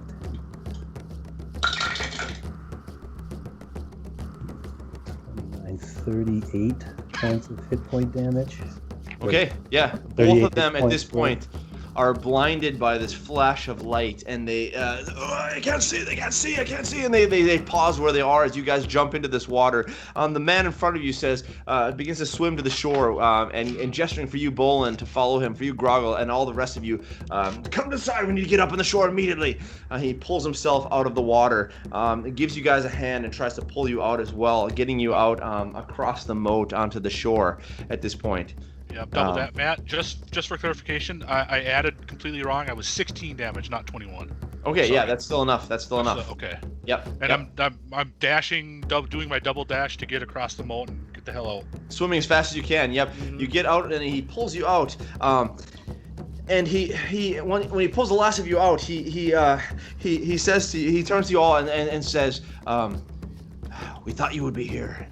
When we met Sora, it was confirmed. But now we need to get out of here. Look at the river. Do you notice anything? Give me a perception check, all of you." Natural one. Terrible. What do I have? Like, there's a river? 10 plus. 9. 14. 22. 22. So I can't use investigate. no perception check. Damn it. I got a So 14. Bolin, you immediately notice that at a part of the river, close to where you pulled out, a little ways down, maybe 25, 30 feet down, there's some strange ripples in the river that don't belong there, that look entirely strange, or in the moat. It looks utterly different than the rest of the water. The rest of you have no idea what he's talking about. And the man takes his hands, clasps his hands, and goes like this. And suddenly you see as this covering flies off, and there in front of you, you see 2 rowboats with 2 figures in each of them as they throw off an invisibility cloak. And the man says to you, "In the boats now." I'm going to show you how that looks. Sweet. Now this is some D&D shit. Yeah. Is this the water that we just swam through? Looks awfully blue for a shit show mess. Yeah. I'm gonna say. Yeah, I don't have the crap moat. Sorry about that. So Well, here you I'm guys getting are on the shore. All right, I'm running to the boat, man. Yep. Into the boat. So all of you gonna jump in the boat. Yep. This guy right here, the leader, the guy who was who took you, he goes and jumps into the lead boat and gestures for you all to join him and to fill up the boats. Which boats are you going in? I'll do front. I'll do front boat. I'm in the I'll back. do front boat. Front boat. Okay. I get in whichever one's closest to me. Front boat. Yeah, where's Brago? We need him back. I'll get in the boat with Groggle. Oh right, Groggle. I gotta get Groggle back. Yeah, back boat. You want to be in the back with Groggle? You said. Yeah. Whichever one's closest is the one I'm getting in. Okay, so Bolin is back in Groggle's boat here. Caroline, which boat were you in? The front with the guy. Niv, I which feel boat like are you're you? putting way too much attention on Yeah, which I boat was, we're I in. was in the front. Okay. You never know. We could get attacked by a sea monster and only attack the front boat. Maybe not. Okay, so you guys begin to pull out. As you are getting in the boat, suddenly now the soldiers up on top are able now to see again. So there's 2 of them that come out on top here, and they are going to begin to fire at you. You can't see them actually. Let me see here. Doesn't really matter. They're right up on top. And they are going to be able to fire at you, but they also are going to signal something of an alarm at this point. And you see now, running down the side here of the moat, there is another group of soldiers that are jumping into a 3rd boat that is going to be jumping into the waters behind you. And they are all armed with crossbows, and they will be attacking you from within the boat. Let's go ahead now and roll out initiative. Tim, Go ahead and everyone roll a d20. how many things of Theondir Thunder do you have? Oh, you're You muted. guys are muted. 3. I got 3 left. Give me one. You wouldn't know anything about it though. You have no idea that I have those. Wait. I can re-roll my initiative on my luck, right? That's an ability. Oh no, wait. We said no. I can't. No, not your initiative. Okay. So I rolled a natural 1 for a 5. Do we have any ranged weapons? I do. Any I what? mean, I suppose I can give somebody my bow. I have a weapons? bow. I have a longbow. With I have ranged spells. explosives. You're in the front though. Yeah. Matt? I'll be right back. Right. I got a 20. Okay, yeah, let's do 20 to Are 25. we doing initiative? Yeah, initiative roll here. 14 for Groggle. Okay, Caroline, you said you got a 20? Yep. Is there? We don't have any fire or anything here, do we? Like to light something? What do you want? You want to? Maybe. 15 to 20? Anybody 15 to 20? I got a 17. 17? Like- Okay. I think Tim got a 9. I think. Wait a minute.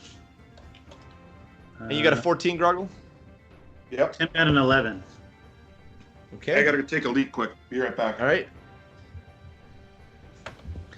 Okay, Niv, let's see, Bolin had an 11. 5 to 10? 5. 5. Oh. You got Yeah, I rolled both. a natural 1. Oh, man. Okay, and Trago is a 5. Okay, we got Caroline, Niv, the bolt soldiers, Bolin, the shooting soldiers on top, Trago. Anybody else? Did we miss anybody? The dude? What's Groggles? Oh, Groggle, sorry. Groggle is after Caroline. You got 14. Yeah. And what about the dude? Yes, and the dude, I forgot to roll him. Yeah. Yes. He's actually going to be first. They get one turn. Yeah, but he did not R2, guys. You need to go. Oh yeah, do the boat soldiers in our boats get a turn? Well, they're actually one of them is navigating, the other one is rowing. So they're too focused on that work to be able to join the combat. So if this is a moat, it's going to be a pretty short trip. Is it actually connected to the river? It does connect to the river. Just us going around. No, actually, the moat, there is a slight flow in here because it does come in. The river comes into the moat, and then it goes around the keep, and then it goes out again, empties into the larger river at this point. This is some last of the Mohican shit, man. Yeah, so you guys are actually there is a bit of movement here, which makes sense when they throw the dead bodies in. Eventually, they get sucked out and into Are we the river going with or and against the current? Right now, you're going with the current. Okay. Yeah, you're heading east. Does anyone have control water? Not prepared. Okay, so I'm going to start here with Lamia, the guy who joined you. He is going to turn around and try to cast, let's see, magic missile on the boat. Let's see, no, he's not going to cast magic missile. He's going to do, we're going to do magic missile. We're going to do magic missile on there. And he's going to first hit the front guy there and do a total of 11 damage. So initially there's a blast that comes from the man in the front boat here, flying back, striking this guy, and he is pretty hurt at this point, but he's still standing up. The end of his turn. Caroline, what would you like to do? Did any of these guys on the boats, did they have any fire or anything like that? They one of them has a torch that they're carrying. Yes, at this point. Okay, so if he's in the same boat with me, I have exploding arrows. Yep. And I believe I have to light those. Mm-hmm. So that's what I'll do. I'll light one fire at the boat. Okay. And you want to shoot back at one of these guys or boat in general? I wonder if I shoot at the boat and it explodes. That's what I should do. So I'm going to shoot at the hull of the boat. Okay. Go ahead and roll me a d20. Damage his hull. I got an 8. An 8. Okay. Into the water. At the boat. Flies over the boat and you see the arrow fizzle out as it lands into the water. Groggle, you're up. What would you like to do? You know. Yep. He knows. Go for it. What is he gonna do? Yes. Describe what you like to do, Groggle. Eric, did you freeze? Yeah, I hear. What? Describe what you want to do. Describe what you'd like to do. I turn my back. Or I turn towards the back boat. Mm-hmm. And I cast Thunder Wave. Okay. Ooh. Casts. Yes. I'm a wizard, Harry. Is that an attack spell, or do we have to make a save? Constitution save, so everybody in the boat's gonna have to take one, I think. Okay. Well, actually, we're in the back boat. Yep, you're right here. Discretion of where I'm at. Yep. So you're gonna cast Thunderwave over here? Towards the boat, yep. Yep. Okay. I'll make all 4 of them do a Constitution save then. 17, 18, 19, and 6. So the guy in the back fails it. Okay. The boat gets pushed 10 feet back though. They still take half damage, except for the one. Let me find it quick. Thunderwave. Come on. You need to get some cards with all your spells on them, man. I've only been a wizard for 30 seconds. They take 2d8 thunder damage. It's half. If they passed, it's half. Okay. Go ahead and roll your damage then. Wait, So, you have to get the 8s out. One of them will take full damage, the other two will take half. I'll roll for each one. Yep. Or just So just roll. this is roll in general. this is the You only roll one. You can just roll one. Yep. 3. Just one damage roll. I have a bow. 3. I have a bow. You rolled a 1 and a 2? Oh, man. Yes. Okay. Shit. Well, so the Which guy in the hit? back takes 3 points of damage, and the others take 2 points. So you can see, But I mean, Thunderwave. the boat gets pushed back. Yeah. The boat is pushed back, indeed. Yep. So that's going to push them back 10 foot range there. Let's pull it out here so you can see. Okay. You guys are moving down a little bit further here as you're moving this direction. We'll bring them down. That is the end of Gargle's turn. Niv, you're up. Okay, I have a question for you, Matt. Yep. Chromatic Orb, I can choose its damage type. Mhm. So if I choose fire, can I light stuff on fire with it? You can, yeah. Okay, because how far away is that boat from us then? I mean, they jumped in pretty quickly, so they're not very far with you behind you. They're about 20 feet behind you at this point. Oh, okay, that's more than enough. And they've got, well, yeah, let's just do that. I'm going to cast Chromatic Orb. Okay. Like, make this, a glass sphere appear, and I hurl it at that boat for fire damage.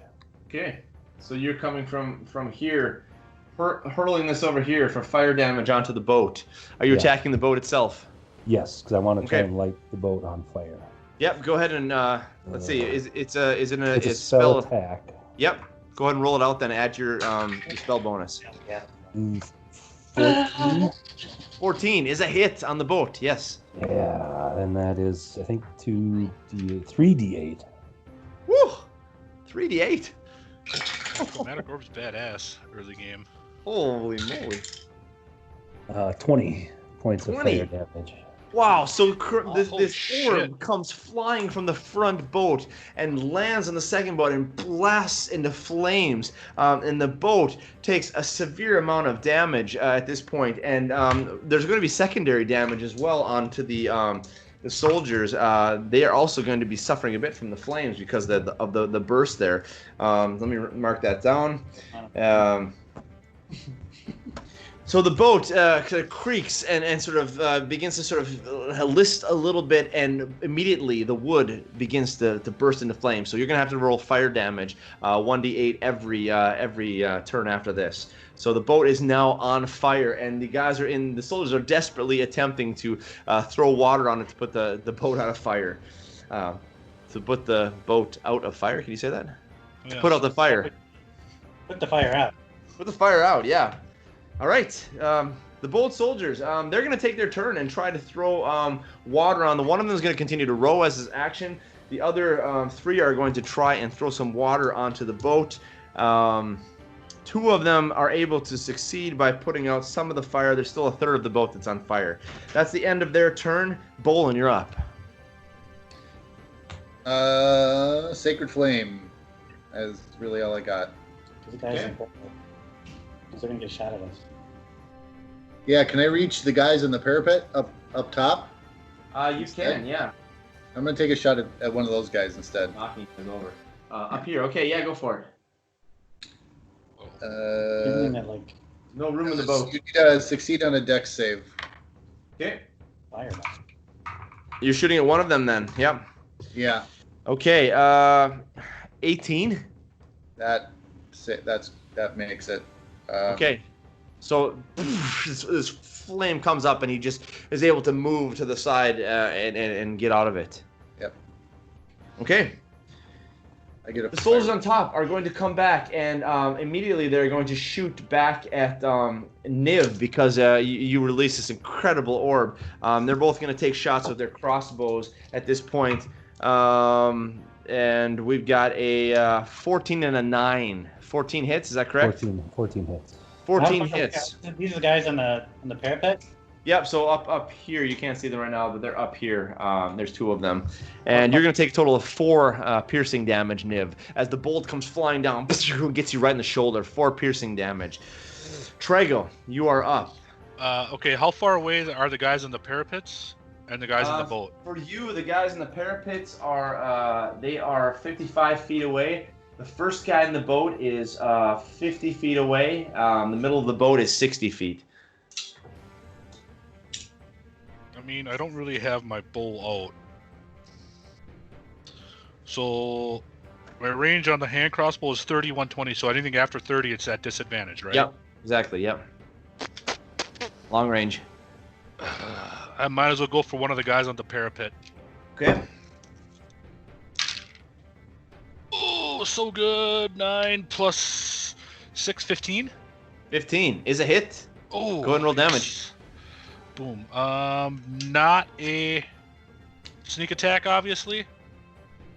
Nope, you don't have advantage, so not a sneak attack. All right, that's a 6, and I get plus 4, so 10 damage. 10 damage. Okay. That's actually enough that the bolt comes and flies right through. It finds a chink in his armor. It catches him right on the neck, and he's leaning over with his bolt to throw his bolt down. And you see him falling 25 feet off into the water. His armor making him sink into the moat. There's only one guy left on top. Nice shot there, Trago. So we are over to. I gotta reload. Yep, we're over to the leader again, and he is going to attempt once again. This time he is going to shoot. He's going to try to actually cast Thunder Wave as well. He's going to cast Thunder Wave from here back onto these guys. We'll move Niv's spell there, and he is going to fire that off. Unsuccessful. Thunder Wave passes by and does not hit them. But no. Wait, no, sorry. They have to make a dex save. Damage. They gotta make a dex save. That's right. It's not that kind of attack. Constitution.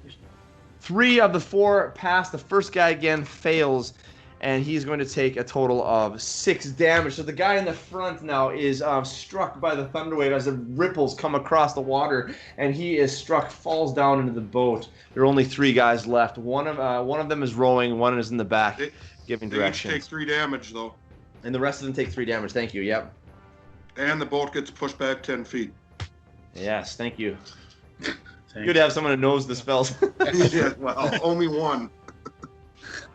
Still one spell he knows.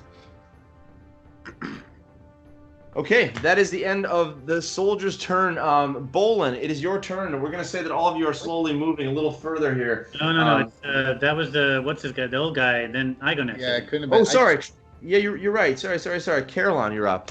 So I'm going to take a shot with another exploding arrow at the guy who's rowing in the back boat. Okay, this guy right here? Or whoever's rowing. Is the boat's partially on fire? Yeah, the boat is partially on fire. We'll roll for fire damage from Niv here in a second. Yeah, go ahead and give me an exploding arrow. Yep, exploding arrow, but if I blow him... I got a 14. 14, hit. Okay. Roll damage. What is an arrow? I can't remember. So It's an exploding arrow. Well, I get 2d6. regular arrow damage plus 2d6. Well, what's a regular arrow? Regular arrow, we'll say 1d6, I think. 1d6. Yeah, let's 1d6. say 1d6. 1d6. 1d6. So we'll roll 3d6. 12, 13 plus 4, 17. Okay, so how many points for the last 2 from the explosion? This is important for the boat. Explosion is 3. You rolled a 6 and a 1, right? No, yeah. Yeah, so the first one Okay, was so for your arrow, and the 6 and a 1 for the. Oh yeah, so yeah, 7 plus 7. Okay, so 7 points of damage goes to the boat in the explosion, and the rest of the all that damage total though goes on to the guy rowing, and he is blown in fact off of the boat into the moat and begins to sink away. Now there are only 2 guys remaining on this boat as you guys are pulling away. Another guy steps up to try to row now in place of the guy who was knocked off the boat. All right, Groggle, your turn.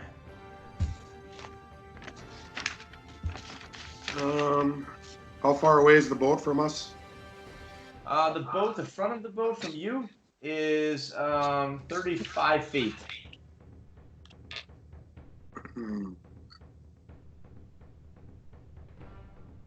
And we got one guy still up on top. You got one guy up on top and two guys in the boat. Correct. I'm gonna cast magic missile on the guy up top. What is with this casting? Okay. Yes.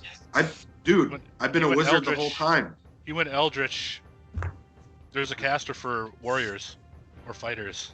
This I did Eldritch Knight or whatever I'm it's also at a called. big disadvantage because I'm so stupid. But Magic missile. Yeah. Magic missile is an auto hit. Go ahead and roll damage. is it? Yep. Yeah. What is? Actually, someone has to help me out. I don't have it. You in have front. 3 darts, right? You can shoot, and Yeah, each of them is does 1d4. 1d4. Okay, so I'm Roll. rolling 4 separate dice this time. I'm not. Or Well, 3. you roll 3d4. 3d4. Auto hit 3d4. Yeah. 6 and 9. 9. Okay. From Groggle's hands, something comes that you guys have seen before, but you're not used to seeing this sort of explosion of light as these 3 missiles kind of launch their way around and come from all directions, landing into this soldier. He sort of buckles over, leaning against the stone wall, panting deeply.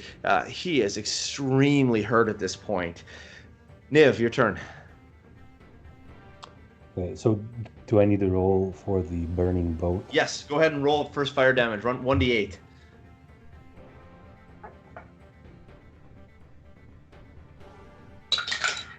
Two.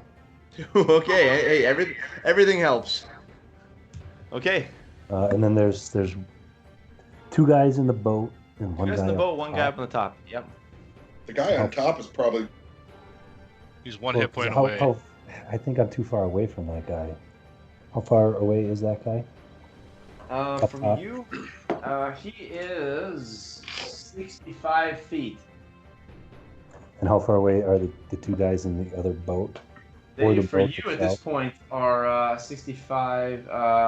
They are 90 feet away, 95 feet away at this point.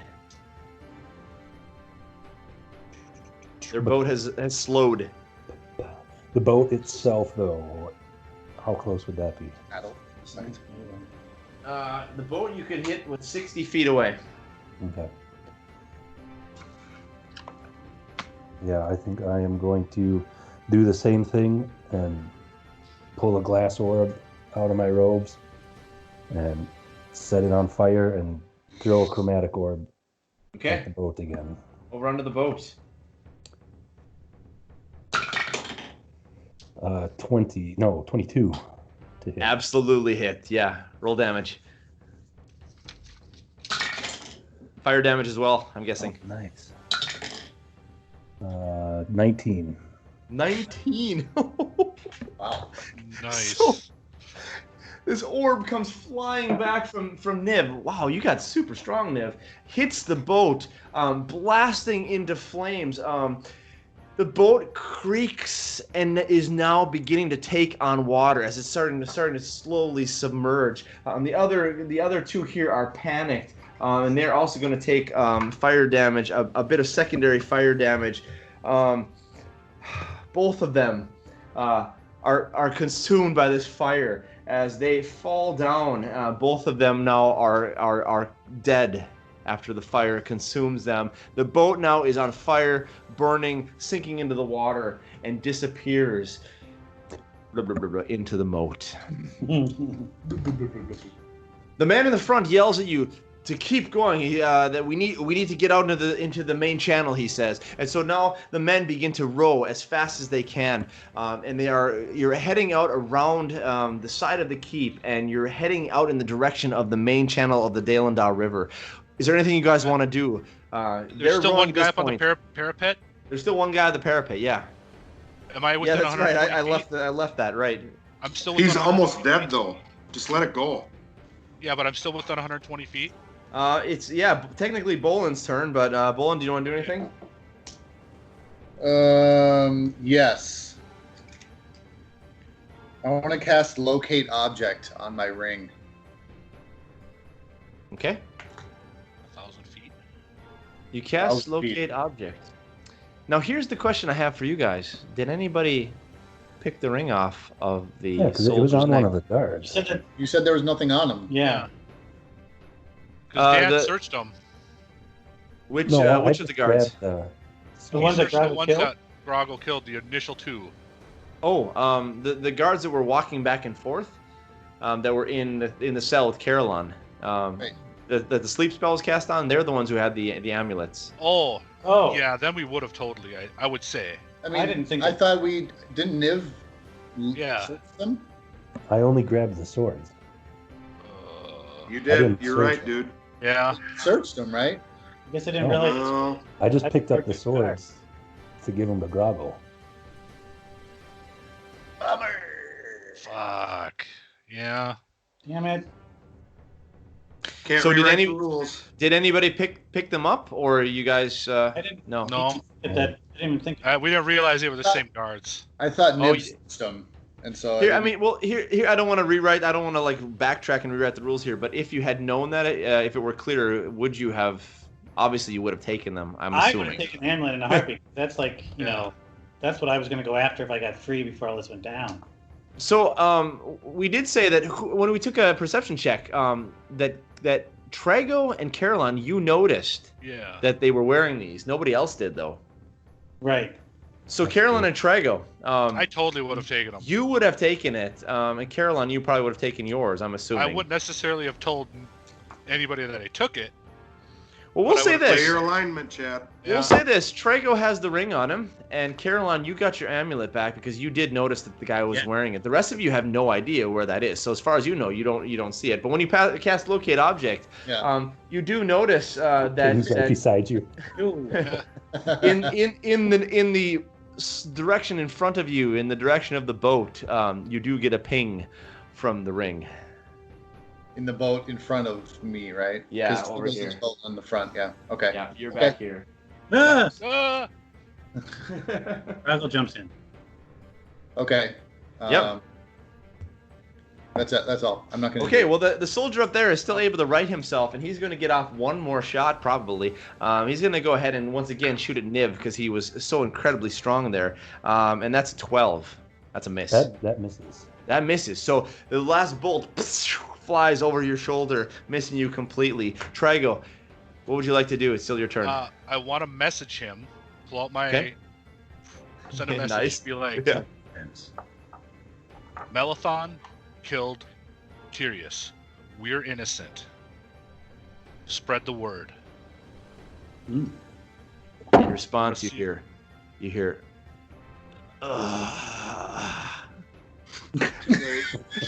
Can I recast? And be like, yeah, sorry about that, dude. You might want to get that checked out. Little bastard. All right.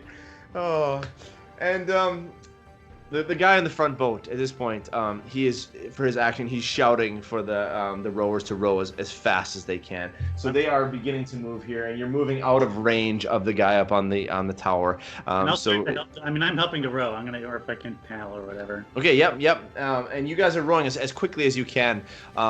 Give me a quick perception check, all of you. 17. No, it's not. I got a 9. 14. And I got a 10. Oh no shit! 20. Okay. So at this point, none of you notices any other boats at this point. No other boats have been launched. But you do notice that as you're heading towards the river, the current is now beginning to pick up, and you see as you look into the eyes of these guys within the boat, you see a new intensity. You could almost say a fear, because they know that you are now being sucked into the current of the raging Dalandar River. Shit. How many D&D groups have ever gone whitewater rafting? That's what I want to know. That's about it at this point. Yeah. What's a swimming check? Is it strength, Matt? Well, I mean, it can be strength or it can be athletics, Yeah. depending on sort of what, or it could be constitution, depending on what I'm asking you to do. Yeah, Yeah. I'm really bad at all three of those. Shit. So you guys begin to move through through the moat, and you begin sucked into the Daelendal River. And as you come in, it is a raging torrent. You were not wrong there, Groggle, that it is in fact, I mean, you're talking about whitewater rafting. This is crazy, the amount of current and waves here. And the guys who are in charge of pulling the boats along are extremely focused. And I'm going to have to go ahead and give a dexterity check to see how well they're able to stabilize the boats. And let me just make sure here. Yeah, can we see where we are? Which direction does it head? Does it head, as I'm looking at that map in my mind, like right to left? East to west. Okay, so it goes right to left. I think so. Where's the map? Am I missing something here?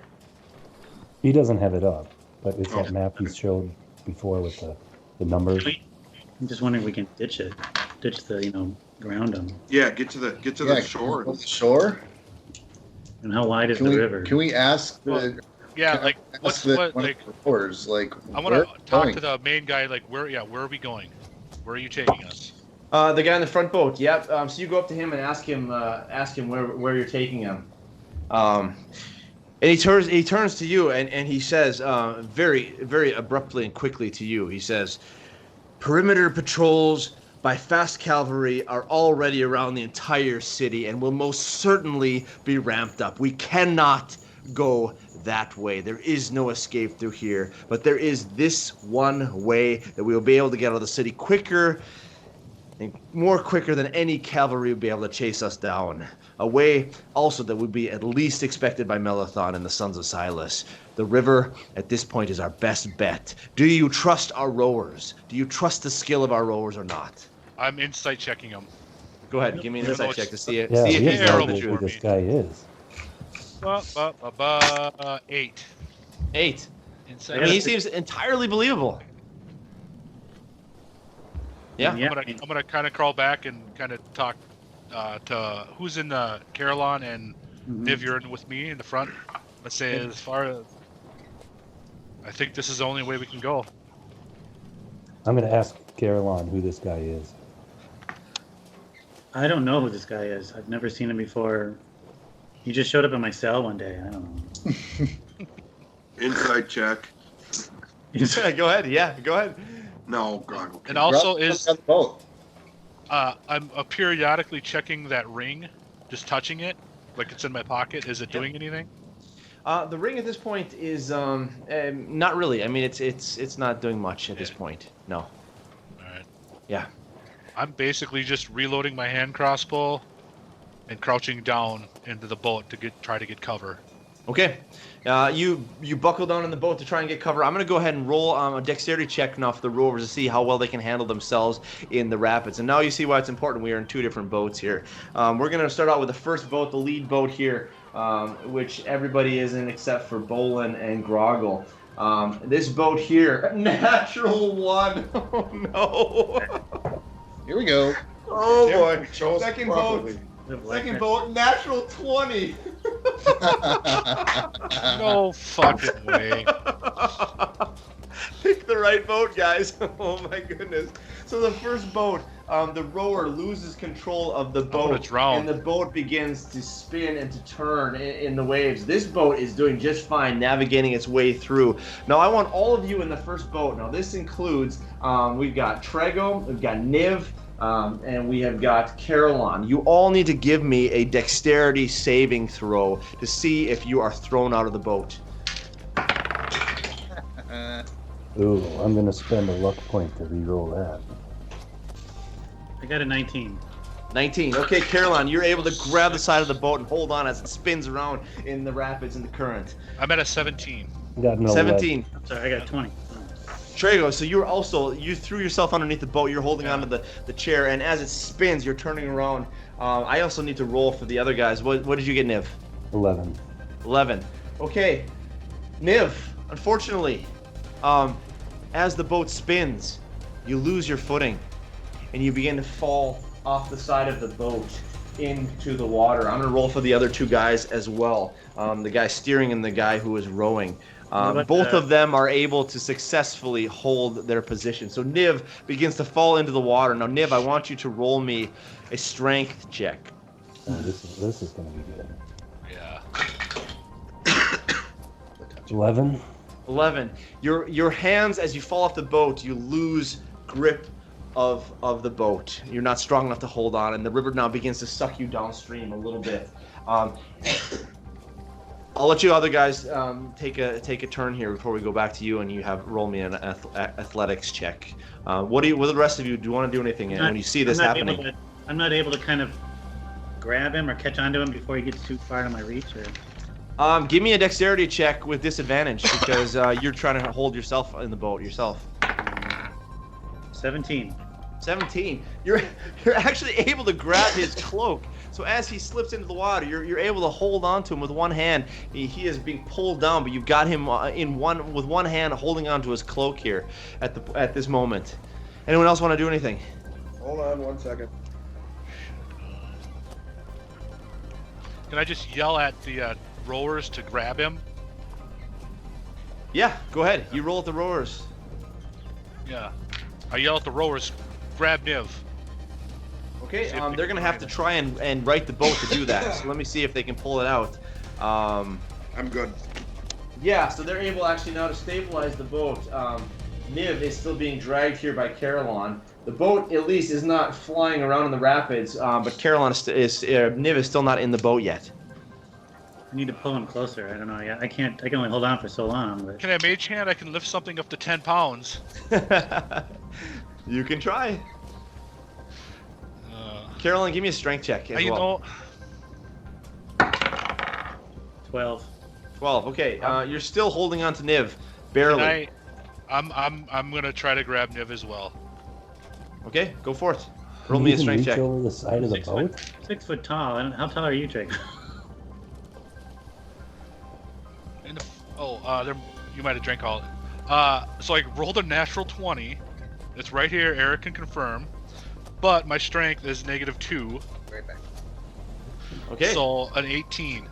So amazingly enough, Caroline is not able to pull him out of the boat, but somehow when Trago also joins in, is able to grab the cloak, and together the two of you are able to heave him up back into the boat, panting for dear life. And the boat itself was once again righted. Niv, you are back in the boat. I am kicking ass with my strength saves. That one guard that I beat the crap out of, and that's right. It's a sack of flour.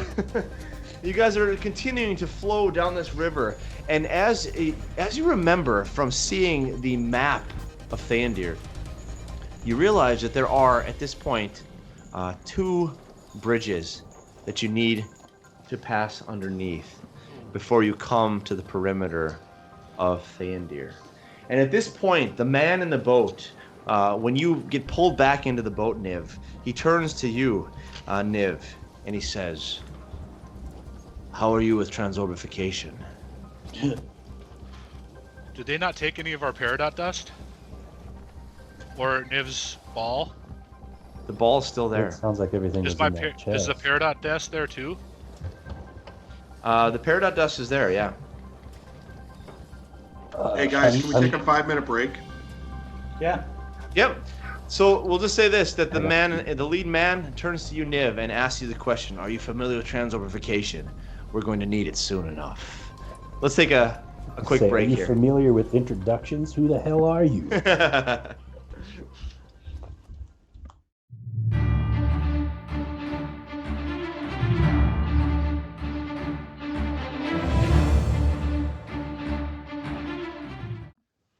All right, guys, let's jump back into this. We had just lost Niv into the river, and he was able to be pulled out successfully by a great roll by Trago and Caroline as well.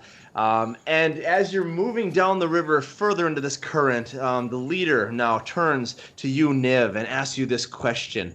Are you familiar with the transorbification spell? We will need it soon enough. I tell him yes, but it's only limited. Say more. Speak quickly. Well, I can only do 2 willing creatures plus myself. I see. 3 of you. That might be a problem. I have enough to cover everybody in this boat, plus an additional 2. Are we able to transfer people to the other boat? From the other boat here? I mean, let's wave them over, get next to each other. Niv can get in there, and then you can transport us, right? Is that it? Yeah, Niv, you have to get in the other boat. Yeah, because how many people are in that back boat? 4? We got 4 in that boat right now. We could transfer Niv and then move a couple back into the other boat. I don't need to be transmogrified or whatever. I'm Groggle. I don't like magic. Spoken like a real idiot.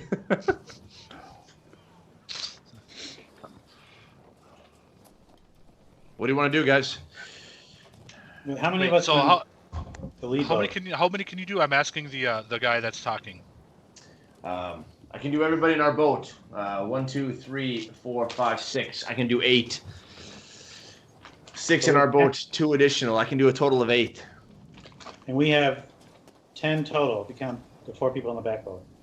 Yeah, so essentially you'd be able to do all of you. Yeah, so So we need to get we need to change some. Dan can do himself plus 2.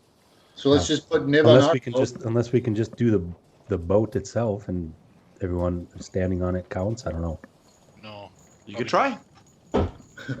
Yeah, you can try. We need to transfer some people. So Niv can do 3. So we need to move. There's 4 guys on the back boat, right? Yep. We got to move 2 from the back. Niv there, and then 2 guys get on the front boat. Okay, let's try and move these guys next to each other, position them next to each other. This is difficult in the current, so I'm going to have to give another roll here for each of them. Does anybody have any rope to tie the boats together?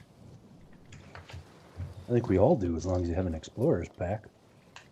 I don't have have a string, but...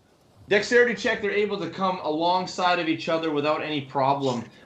They're able to sort of rope together at this point. And what do you want to do? Let's move Niv to our boat. Yeah, because it has 50 feet of rope, an explorer's pack, which I have. Yep. So I can tie the boats together once they the boats are tied together at this point. Oh, excuse me, once they get beside each other. Let's move Niv to our boat and two of their guys onto their boat. Yeah. And there's 2 people rowing, you said, right, Matt? Yeah, we got 1 rower and we got 1 guy who is watching, navigating. Yeah, so both of them will have to stay on that boat. Both of them have to stay on that boat then, yeah. Oh. Yeah. Well then, Niv is going to be the other boat. Yeah. Okay. Leave Niv on the other boat. So I want each of you to roll me a dexterity check as you're crossing into the boats. Everyone? So Niv needs to roll, and Bolin and Groggle. Oh, okay, never mind. 21. 21. So Niv, you sort of leap across without any problems, land squarely in the bottom of the boat. Going straight. I got it. Transfer boats, and I'm just like, boing. An 8. 10. Oh, God. Dexterity check, you said, right? Yeah, dexterity check. Boy. Groggle, you trip and you're able to fall into the boat. Bolin, you also trip and you're not able to fall into the boat. You fall into the water. Give me a strength check to see if you can hold on to the boat. Yeah, it's gonna be a no for strength. Oh yeah. 10. 10. So you're not able to hold the boat. Bolin also goes into the water as well. Man, you guys are not doing well. Ugh. What would you like to do? I just yell, grab him. Can I reach him? Yes, you guys can. Both of you, give me a dexterity check there, both of you. Drago and Carolyn. I got a 9. You miss him. What is it? Dexterity check. Dexterity? 18. 18. So Drago, you are able to grab his cloak again, and you're holding onto him at this point. The others, I'm assuming, are going to come over, and together you're able to drag him back up into the boat. Help me. Yeah. We'll say that for the sake of brevity, that the others are able to help you drag him back into the boat. Now, as you're continuing down, the rapids are coming. You see in the distance the first of the two bridges that you have to go under. You remember these majestic bridges that go across. At this point, you're going underneath the bridge that goes over to the Synchari Academy, the second island of Theondir. And all of you, give me a perception check. 22. 13. 22. 13. Perception 6. 6. 13. 13. Okay. All of you see the bridge coming, but Bolin, you in particular, you see placed on the bridge, spread out, one in the center and two on the sides, you see 3 mangonels or bolt throwers that are set up on the bridge. You're hearing, once again, the alarm bells that are raging as you can see them beginning to load the bolt throwers and pointing them at your boats. In addition, though, Bolin, you also see running along the shore and turning onto the bridge a dark little figurine. Shit. Sorry. Yeah, we need to get her. Can I make out what the figurine is? With a 22, I'll tell you this. You recognize it as Sora, running as quickly as she can along the shore, turning onto the bridge. Okay. I'll point it out to Caroline and say maybe we could, and I'll point it out to the group, like, there are bolt throwers on this bridge coming up. Sora's over here. Caroline, maybe Sora can create a distraction or jump off the bridge onto the boat. Let me go ahead and show you how this looks. We've got some bad things coming. I don't know if I can cast Big the Animals. Have her jump.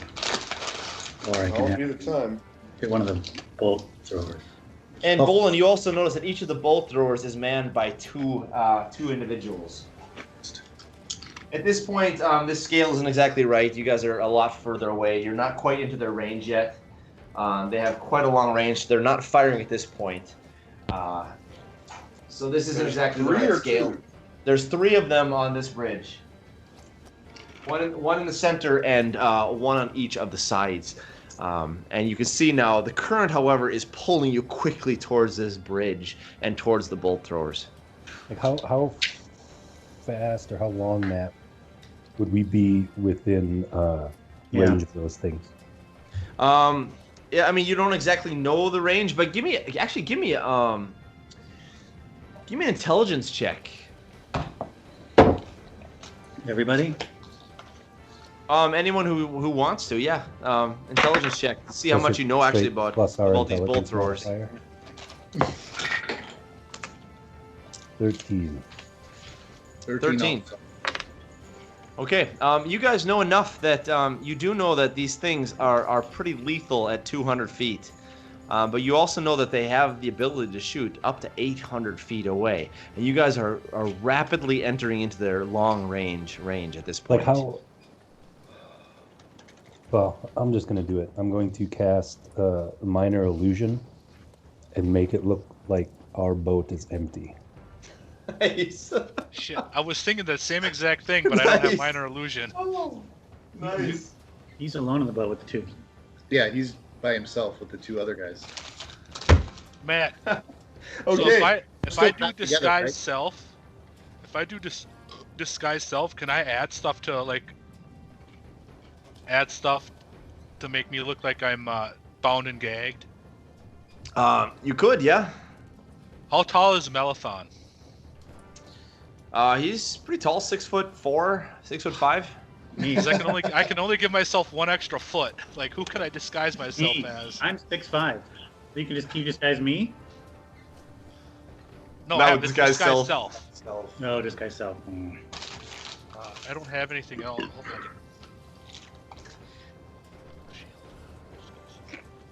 So you guys are now within Feuerbrandt. 600 feet of the bridge. So you are now within the long range as the river is rapidly rushing underneath.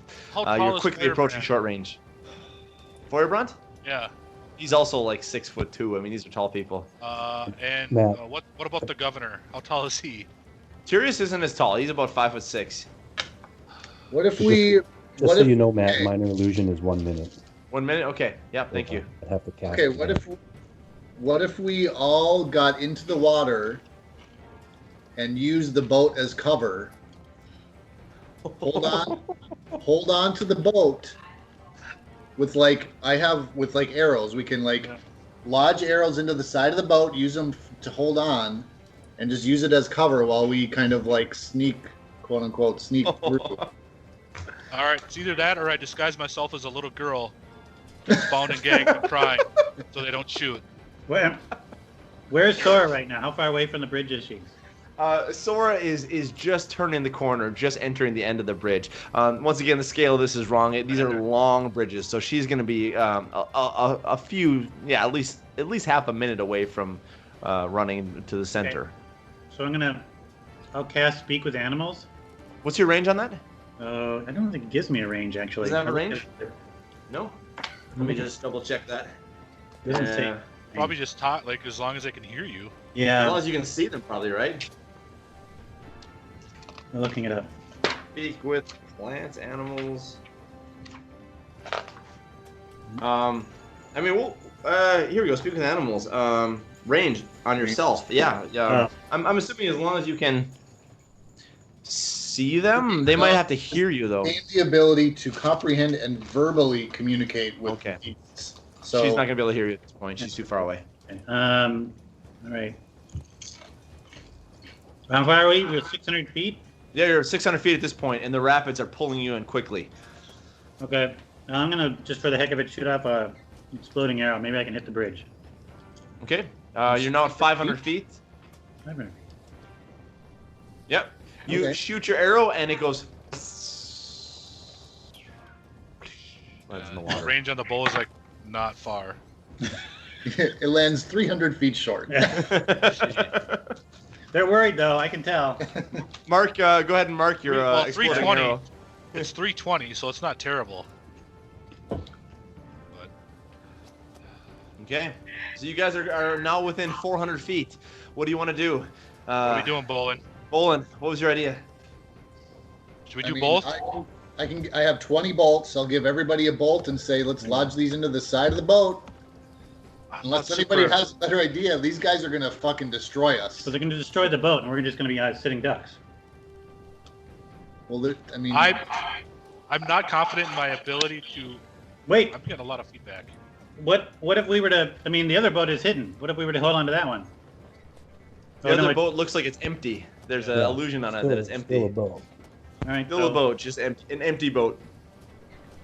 I'm disguising self, Matt, as a young girl, bound, laying in the boat, but not gagged, and I'm screaming please don't hurt me, please don't kill me, please don't kill me, crying, giving it my best performance. Okay. Give me a performance check.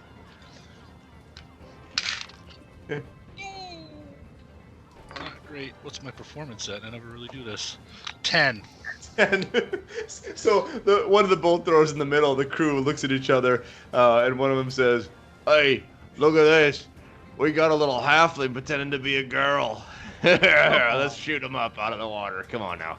Do I hear that? No. Fuck. You're too far away. You're within 300 feet at this point.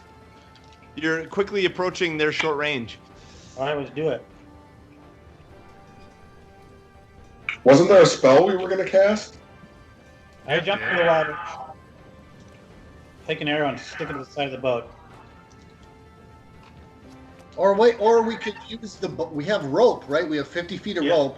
What if we use the rope, tie it to the back of the boat, and we all just kind of drag on the back of the boat with the rope, underwater, so the boat drags us while we hold the rope behind it. I'm gonna slow it down. Actually. Well, yeah, we can kick. I like this. Yeah? What do we got here? You're 250 feet at this point. All right, I'm going. I can't wait anymore. So I'm gonna untie the boats. I'm gonna tie one end to the back of the boat.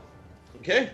I'm hopping in, and I'm just going to like try to be as underwater as possible while holding onto the rope.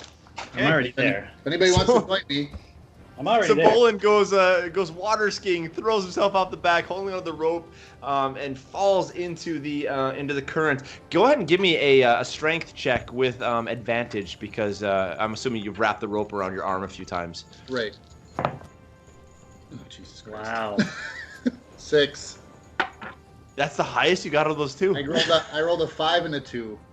Holy moly! So Bolin jumps into the water, and the jolt is too much for him. The rope sort of slips out of his hand, and he is now sort of floating down the river behind the boat, no longer connected to it. Wait, so Great idea. Wait.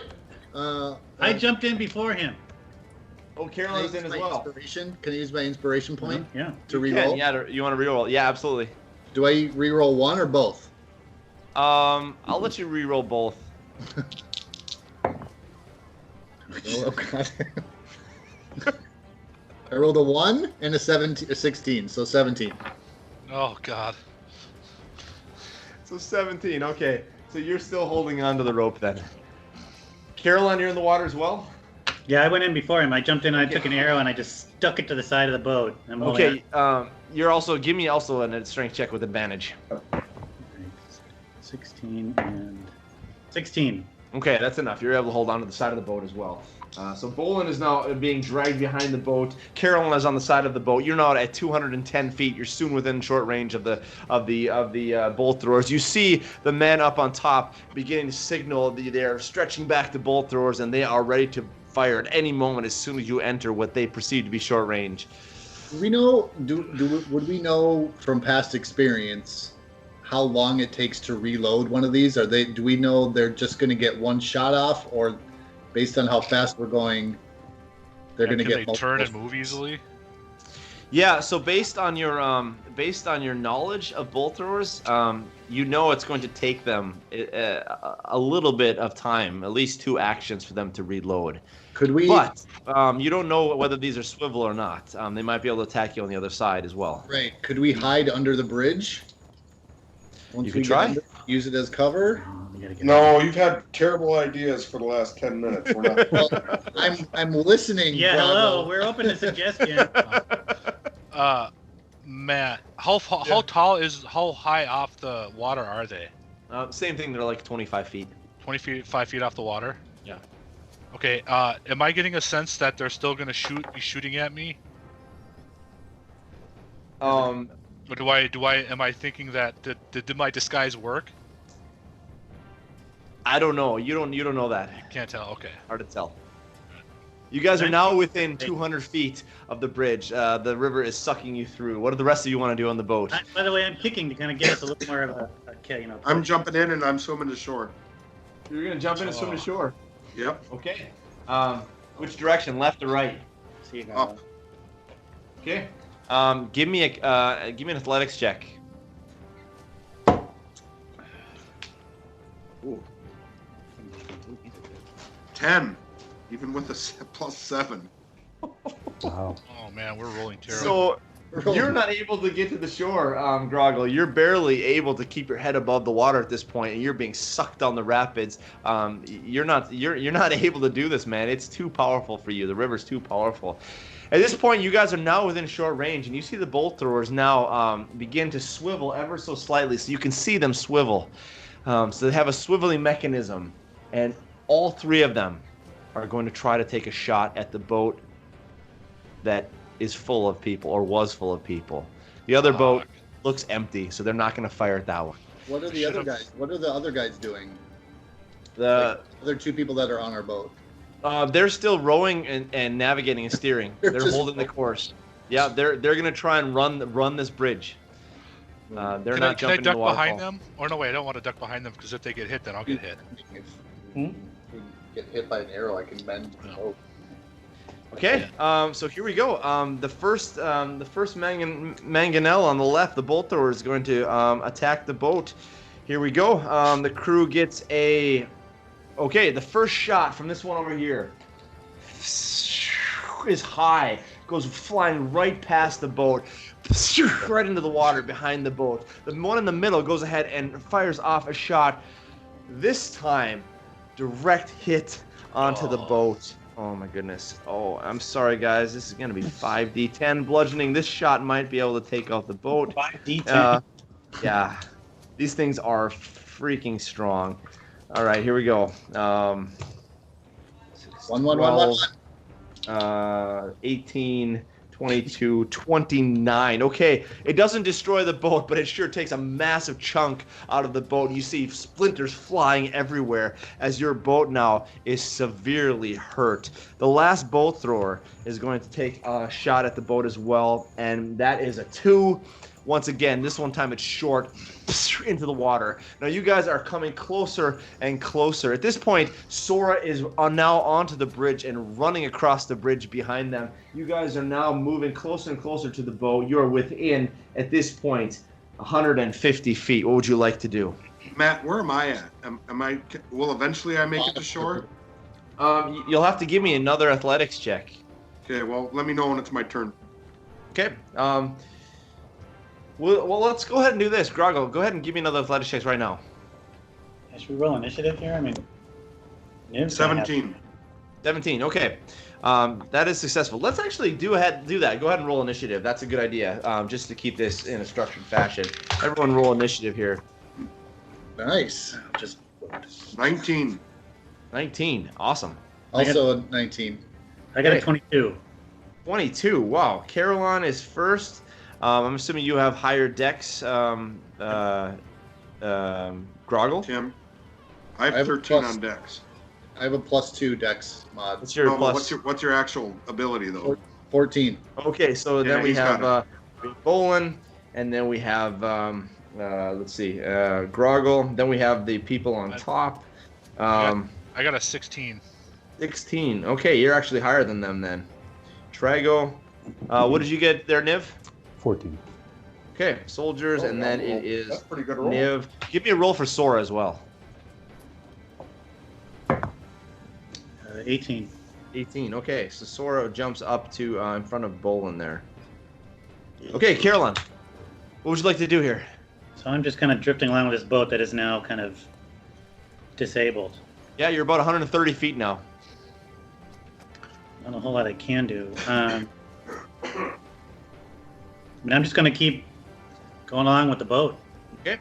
What does Sora want to do? She's running on now. She's I'm going to go ahead and put her up onto the up onto the bridge here. She is up right behind, about in the middle there, right behind those two soldiers there. She probably can't see me, and I probably can't see her at this point, given I'm in the water.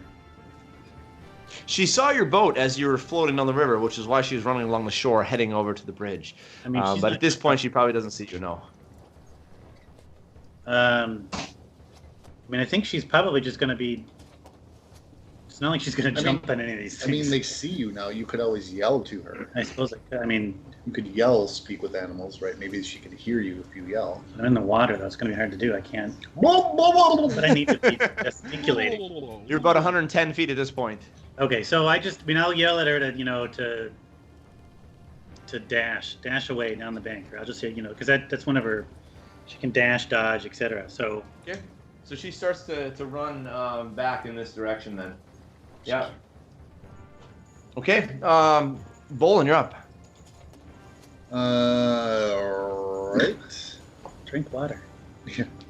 Can I shimmy over to the side of I'm assuming the boat is like sinking, right? Are there holes in the boat? You're not at the point of sinking yet, but the boat is severely damaged. It's not taking on any water at this point. You're also at 100 feet now. Can I attempt to mend the boat? You can, yes. Mm-hmm. Go ahead and roll me a d20.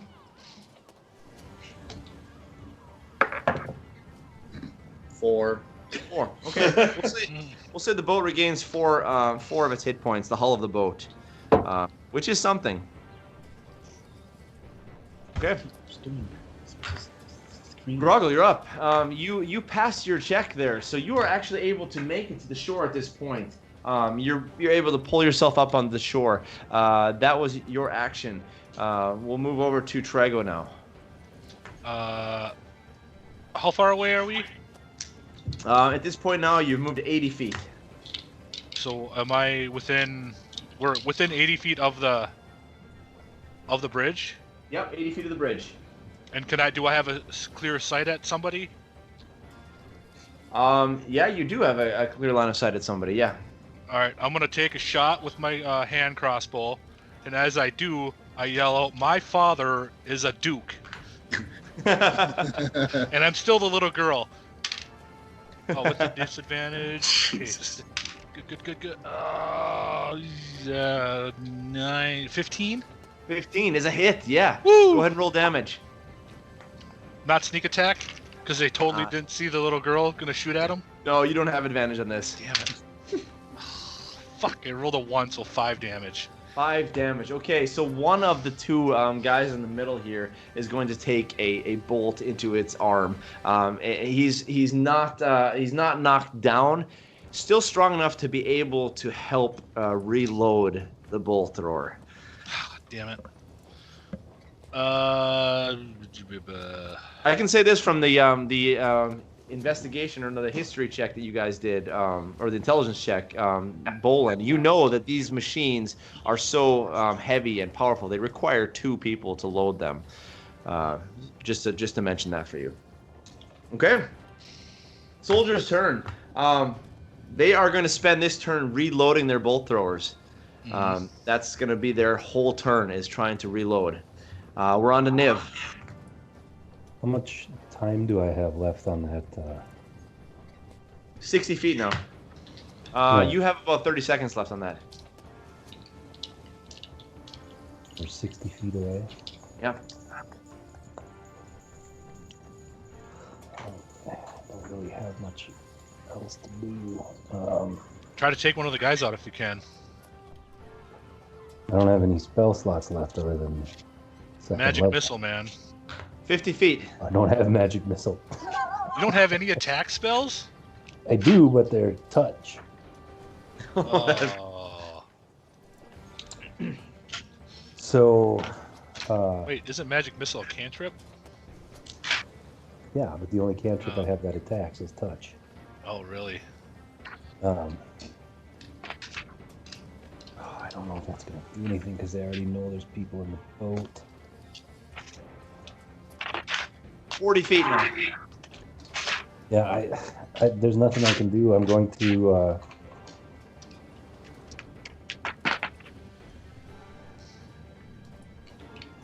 just refresh minor illusion on our boat. Okay. Yep. So you get another minute on that one then. Okay. 30 feet. The leader here, the guy here, Lamiel, has an opportunity as well. He's still remaining on the boat, and he is going to attempt. Let me check the range on something here.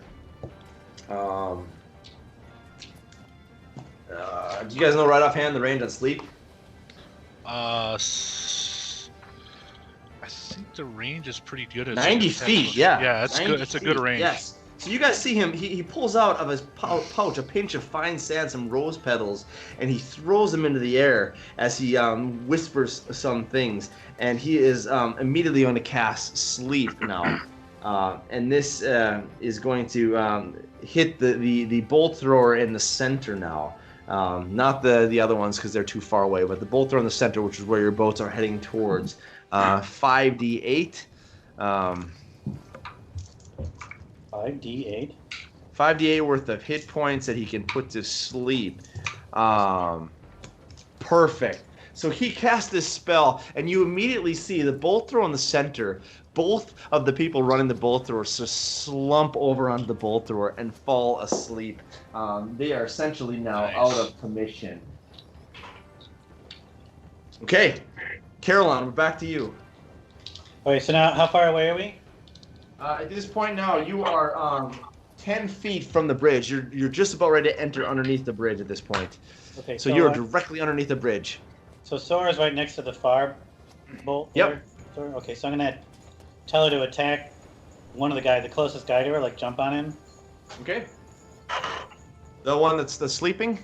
No, the one that the bolt thrower that's farthest on the closer side to us. Okay. Yep. One of those two guys. Okay, go for it. Roll me an attack there. Did he go to the right one? The one on the bottom. Bottom, yeah. Nice. 20, natural 20. Natural 20. All right. Ooh. Roll damage. Roll double the dice. Double the dice. Oh, what is Double the dice. Two, Wow, Sora. trying to remember what she does. I mean, when she's trying to tackle. What do we do with 2d4 plus 4? Or 2 plus 2. 4, 5, 7. 7. Okay. So she launches onto this guy over here. Double. And, Oh, Natural 12. Hold on. hold on. oh, you got to roll double the dice as well. So 7, 9, That's a huge difference. 7, 11. 11. Okay, so she launches 13. Sorry, 13. directly into this guy. 13 points of damage, and she takes him down and begins to sort of dig into his throat and just gnashing her teeth into him. He falls over unconscious. That bolt thrower now is essentially out of commission. You guys now passed underneath the bridge. Right, so then am I able to kind of like have an action where I yell tell her to jump? You can yell something as well. Right, jump. Jump. Okay. Sora's gonna leap off of the bridge. Hopefully the boat will Into be the there. boat. Jump into Landing the boat. into as the boat comes by. Give me a dexterity check for Sora to see if she can make it into the boat. 10. 10. So she misses the boat, which is actually probably good because she won't take any damage if she lands in the boat. Lands in the water. Give me a quick acrobatics check. Or sorry, athletics check. Athletics. Sora's doing parkour. No kidding. Where is athletics? Is athletics strength? Yeah. No. Yes, it is strength. 13. 13. Okay. She's able to hold herself into the water and to be able to swim over to the boat, but she's unable to pull herself up at this point. Okay. That is the end of her turn. Bolin, you're up.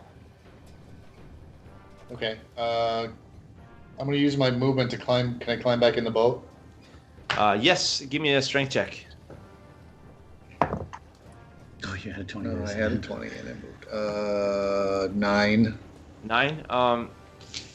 You're not quite able to pull yourself up at this point. Okay. DC on that was a 10. So you're close. You got your arms. You're like. You're trying to pull yourself up there, but yeah, Kick. the current is way too strong there. You can't quite get yourself up. How far are we from the bridge? You've now passed under the bridge. You're about 20 feet now, moving away from the bridge. And as you move away, you see that the one bolt thrower now is beginning to swivel around.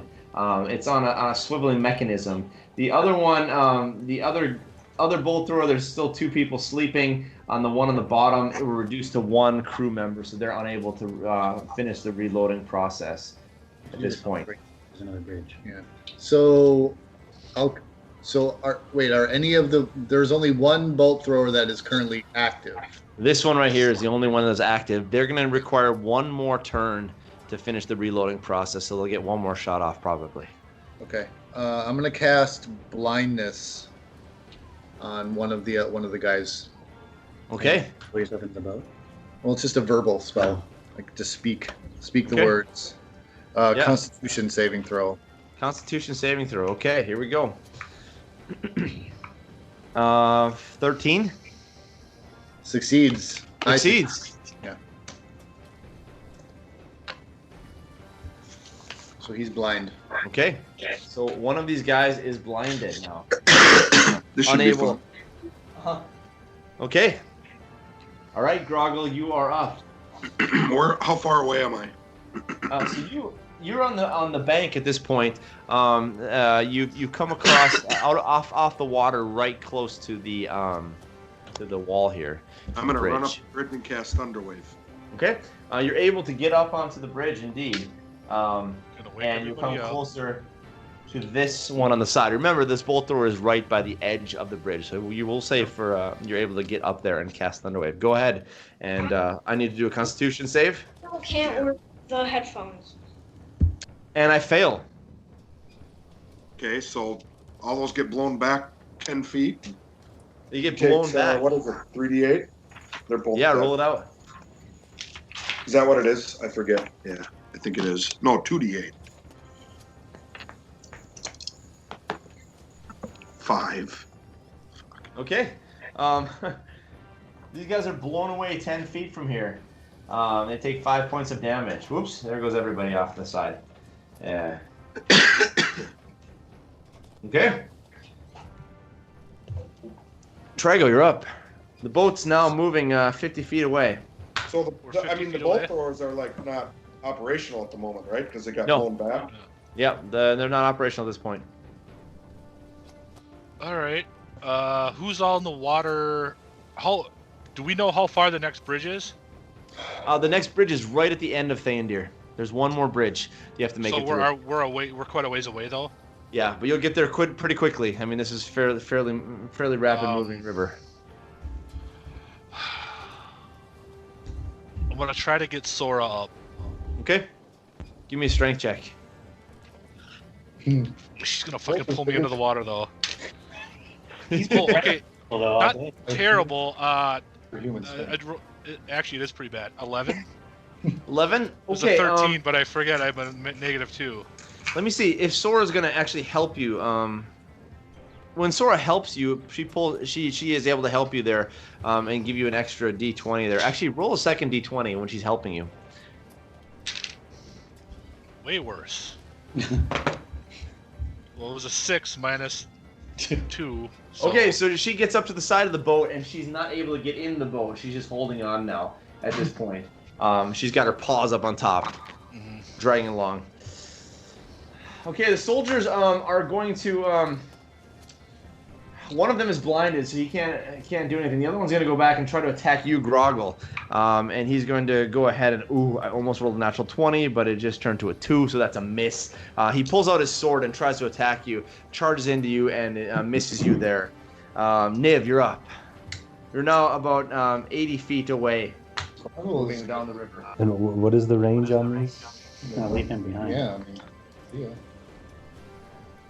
We're just waving bye to Groggle at this point. What is the range on the bolt throwers? Short range, 200 feet. Oh, but they're all out of commission now, right? Yeah, as of now. Yeah. we don't know what's coming either. So you're at 100 feet right now. Ooh, I got nothing.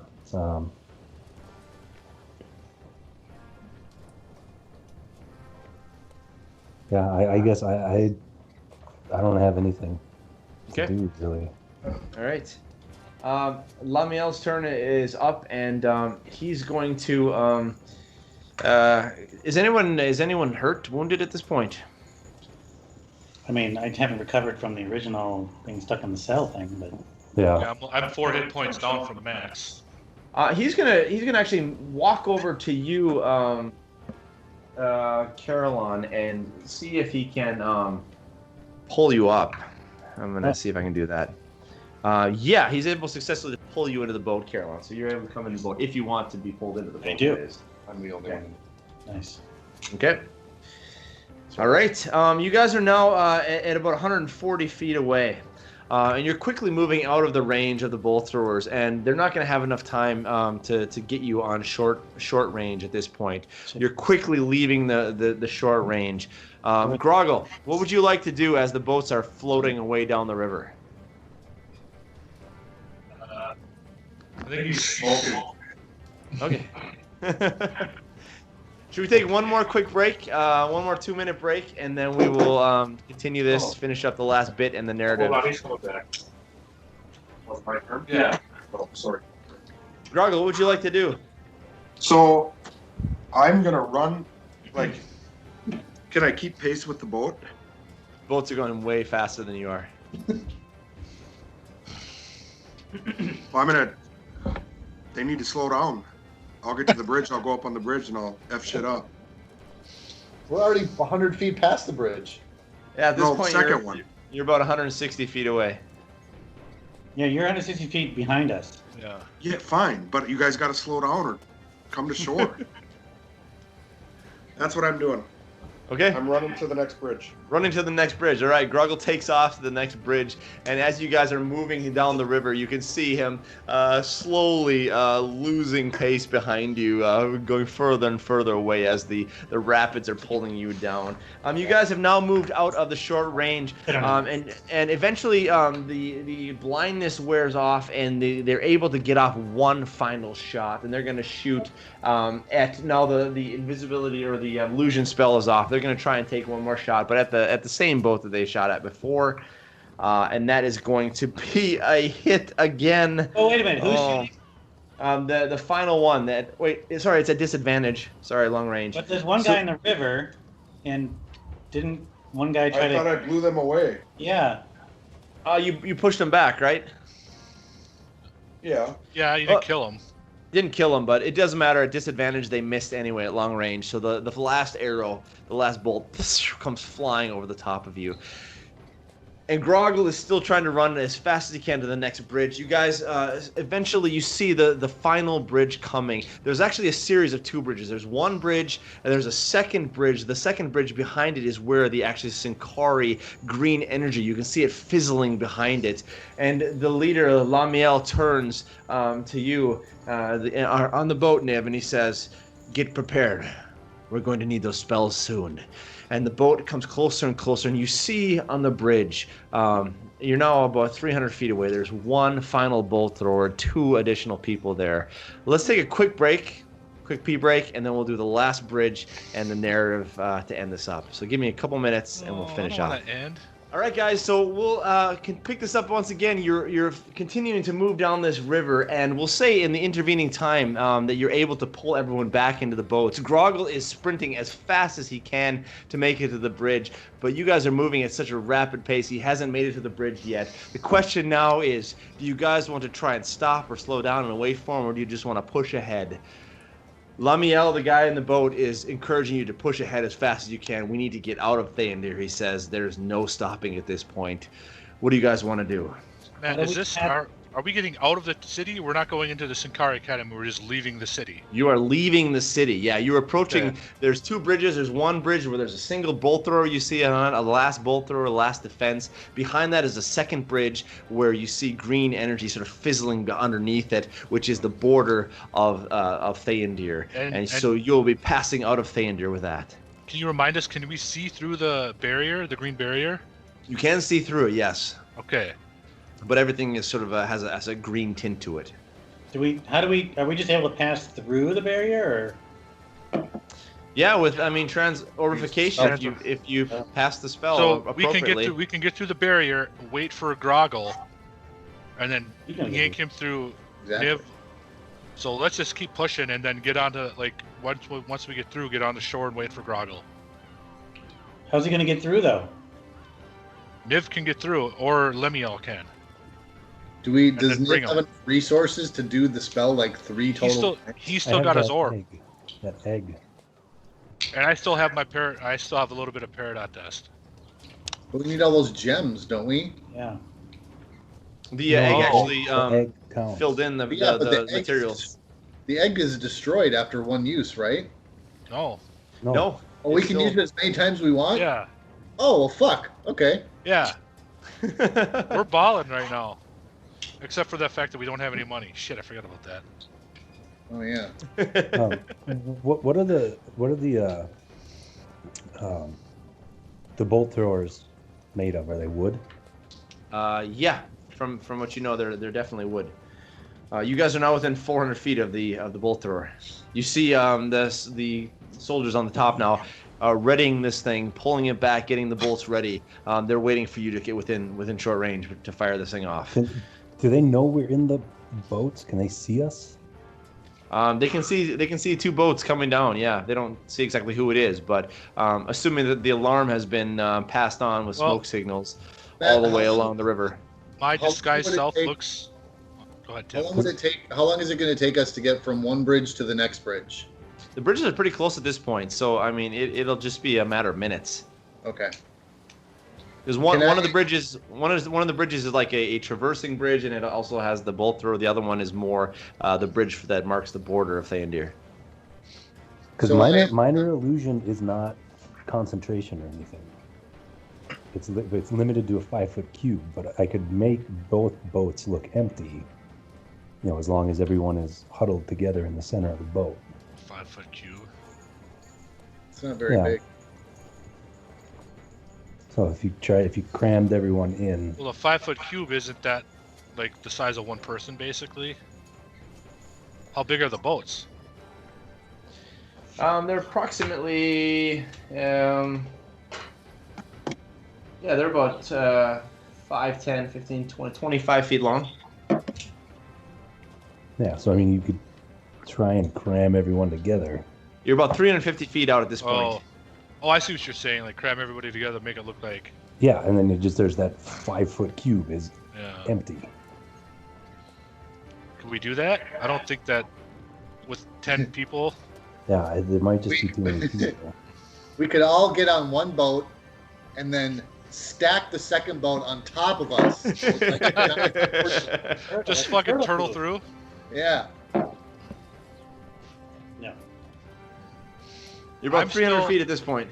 At this point, Matt, my disguised self is an hour, so I'm still crying. You're still good, I'm wailing. I'm going, my father is a duke, and I'm just, nah. I'm acting like I'm tied up and I can't do anything. Give me another performance check really quick. 280 feet. All right. That's better. I think I have a +4. That's a 15. 15. So you see one of the soldiers. You don't hear this, but he turns to his friend. And he says, "Oh, look at that! There's a little girl on the boat crying. Should we try to pick her off?" Yeah. Let's do it. Aim for the little girl. All right. How far past the bridge is the Synchari energy field? Past the second bridge is immediately at the second bridge. So you're looking at several hundred feet after the first bridge. Okay, so they're going to get one shot off. Maybe basically. 2. I mean, no, they're going to get one shot off. Yeah. All right. How? Time-wise, Matt, how far away from the bridge are we? Like 30 seconds from the bridge? You're 240 feet and you're moving pretty quickly. So you're probably about 25. Okay. I'm going to cast Mage Hand. Okay. And then I'm going to wait until I get into range. And I'm hoping by the time that I actually get into range, they will have shot once, reloaded, and then I can just pull the thing when they're reloading, so it fucks it up for them. Nice. Okay. Yep. So you're gonna hold your action mage hand there. Okay. Yep. Matt, how many times can I cast Mending on the boat? I mean, as many as you. Is it cantrip? It's a cantrip, but it takes a minute. Yeah. You can cast it as much as you want. So, I mean, can I cast it till it gets back to complete? Yeah, roll me another d20. Natural 20. Whoa, nice. Oh, right. Okay, so your boat now is fully restored. As Bolin lays his hands upon the boat, you see all of the splintered wood sort of reform, and the boat is now on its back in its normal, pristine condition. You're now within 200 feet. And let's go back into our initiative order here. Caroline, you're up. What do you want to do? 200 feet. All right, I'll take a shot at one of the bolt guys. Okay, go ahead and roll it out. With a regular. Oh no. Yeah, regular arrow. At long range? Yeah. Okay, disadvantage? So 10. Comes up short once again. Sora, what do you want to do? Anything Sora wants to do? She's just sitting in the boat panting after her near-death experience. Yeah. I think she's just gonna sit there panting. All right, Bolin, you're up. Does anybody need healing? I do. 160 feet now. Okay, I'll cast 1d8 plus. I'll cast Cure Wounds on Caroline. Okay.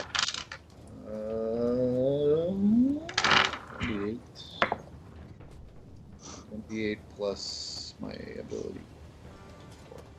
So 7. Go back to where that guy kicked me. Groggle, your turn. Roll me a perception check, Groggle. squinting, you can just see the outline of the boats. Ooh, Run, Forrest, run! nope. Oh, Three. really? 3. Oh man. So, Groggle, you 4. don't see something that could have been really beneficial for you, but what are you gonna do? Keep running. Some speed. Keep we're running. right next to All right, you. Groggle's running away. Trago, you're up. How far You're about away are we? 120 feet. 120 feet now. Was there Okay. a horse or something? 120 feet. I Yeah. think that's. Yeah, I'm 120 feet. I'm gonna take a shot at one of the guys with my hand crossbow. Okay. Paul, you missed. I missed, but I was at 200. Yeah. 120 feet is my long range. Okay. So I'm gonna Go ahead take and roll with disadvantage. 15. 15 Yeah, that's is a a 9 hit. plus 6, so 9. Woohoo! Yeah, roll damage. 15 Come on, give me a 6. Give me a 6. 15 plus 6. 5 plus 4, 9. 9 damage. Yeah. Okay, so your bolt flies 120 feet through the air and lands and just strikes the guy in his chest, finding a chink in his armor, and he is extremely hurt, wheezing as he sort of falls over onto his knees. He's prone at this point, wheezing super heavy at this point. Not certain he's going to be able to help reloading the bolt thrower. They have one arrow loaded at least at this point, and they are going to go ahead and try and shoot that off, and they're going to shoot at short range now at the boat that has more people on it. So we're going to go at your boat here, this one right here. Here we go. 17, and that is going to hit the boat. And we are going to do 5d10 bludgeoning damage once again. This could destroy your boat if I roll perfectly, but I probably won't. Let's see, 11, 18, 20, 23 points of damage. So your boat, once again, takes a massive amount of damage, but it's still floating. It's fine at this point. They begin to try and reload. It's difficult at this point because one of the guys is extremely hurt. Yeah, that's the end of their turn. Where are we? Niv, you're up, and you guys are now within 60 feet of the bridge. How long is this thing?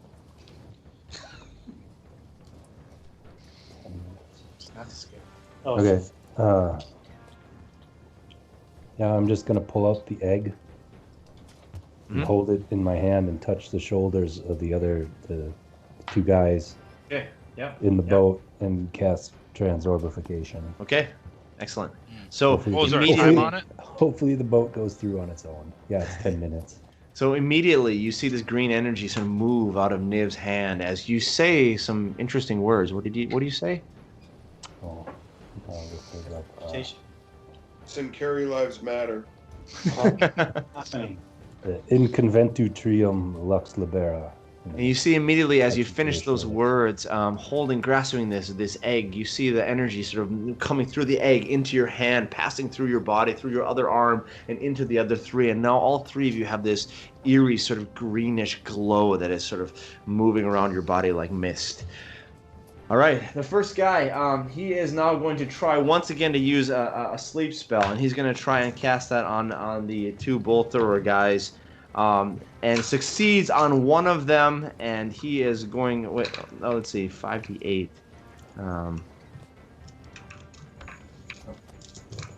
Okay, once again, both of the guys fall asleep, which affords you plenty of time. Groggle, give me another perception check. 15. 15. As you are running along the bank, you see a group of people out for a Sunday ride on their horses. 2 of them, in fact, a man and a woman. You notice that they are moving along the bank at a fairly rapid pace. They're almost next to you now.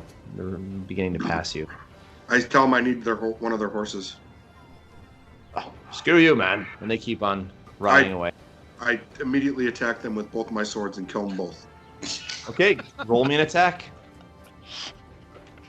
Well, Darlene, you want to go for a stroll on the bank?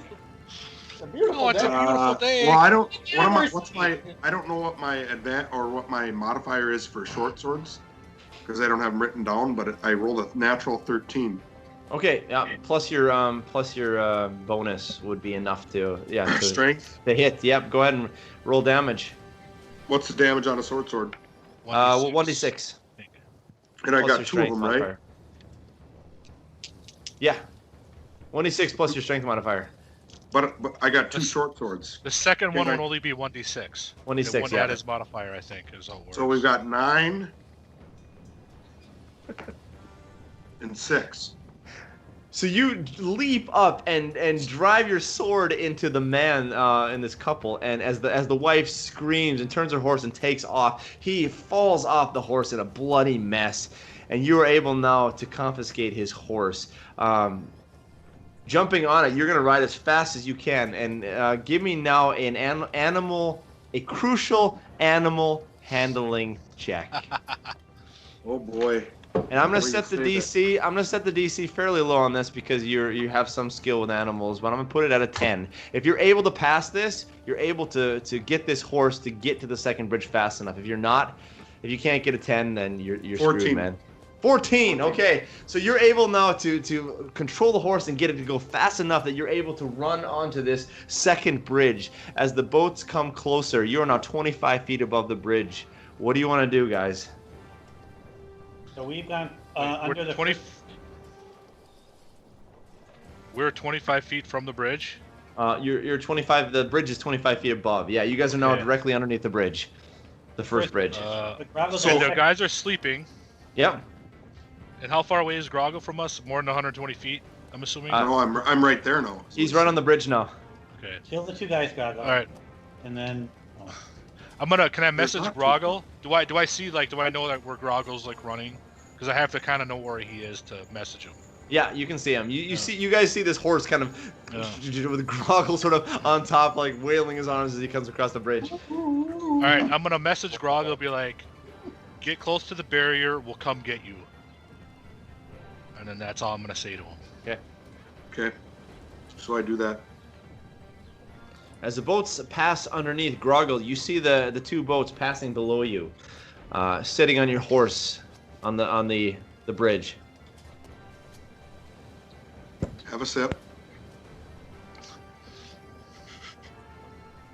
What do you want to do? Talking to you, Matt. No, go ahead. Sorry. Yeah, what do you want to do? You said they're gonna come get me. Oh, they're going underneath the bridge at this point. So I gotta jump through at the same time, or what? No, I told you to go. I told you to go to the barrier. We'll come get you. That's where I'm at. Okay. So I go to the shore and I wait. Okay, yeah. On the edge of the river there. Yeah. Okay, I got to see if they are able to handle the boats though. We're gonna have to turn the boat now.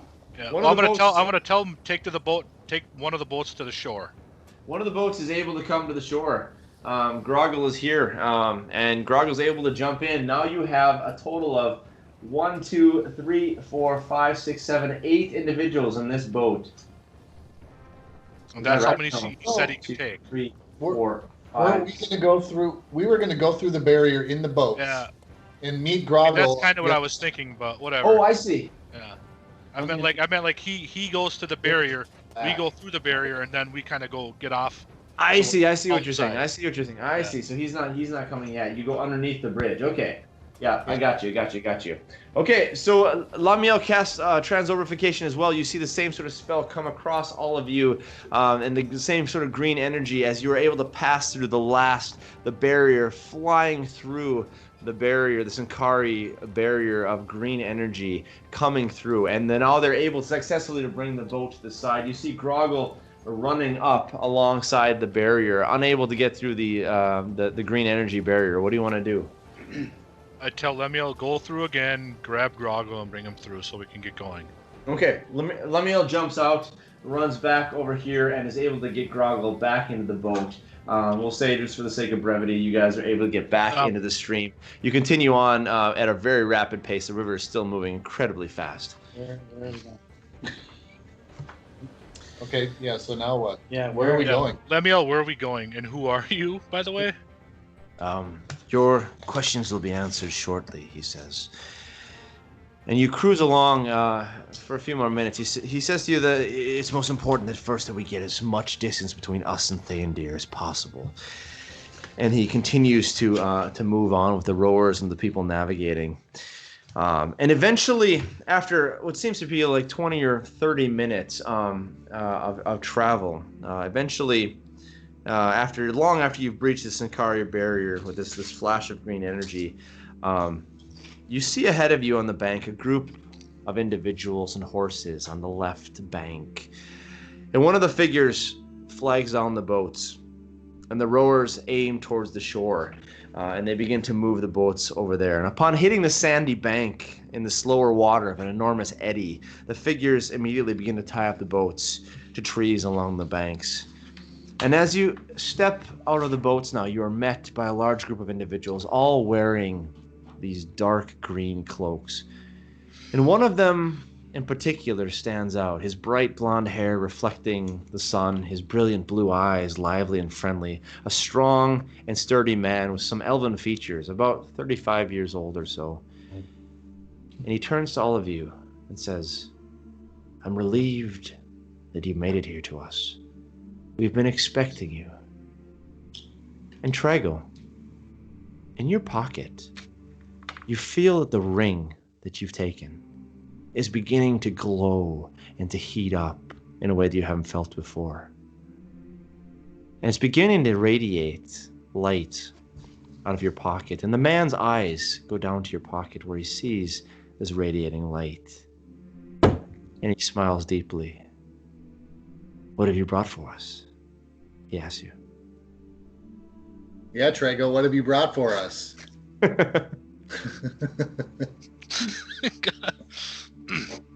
I have no idea. And I kind of like go up to Bolin and be like, "Hey, you want to take a dig in my pocket?" Kind of just like thrust my hips out.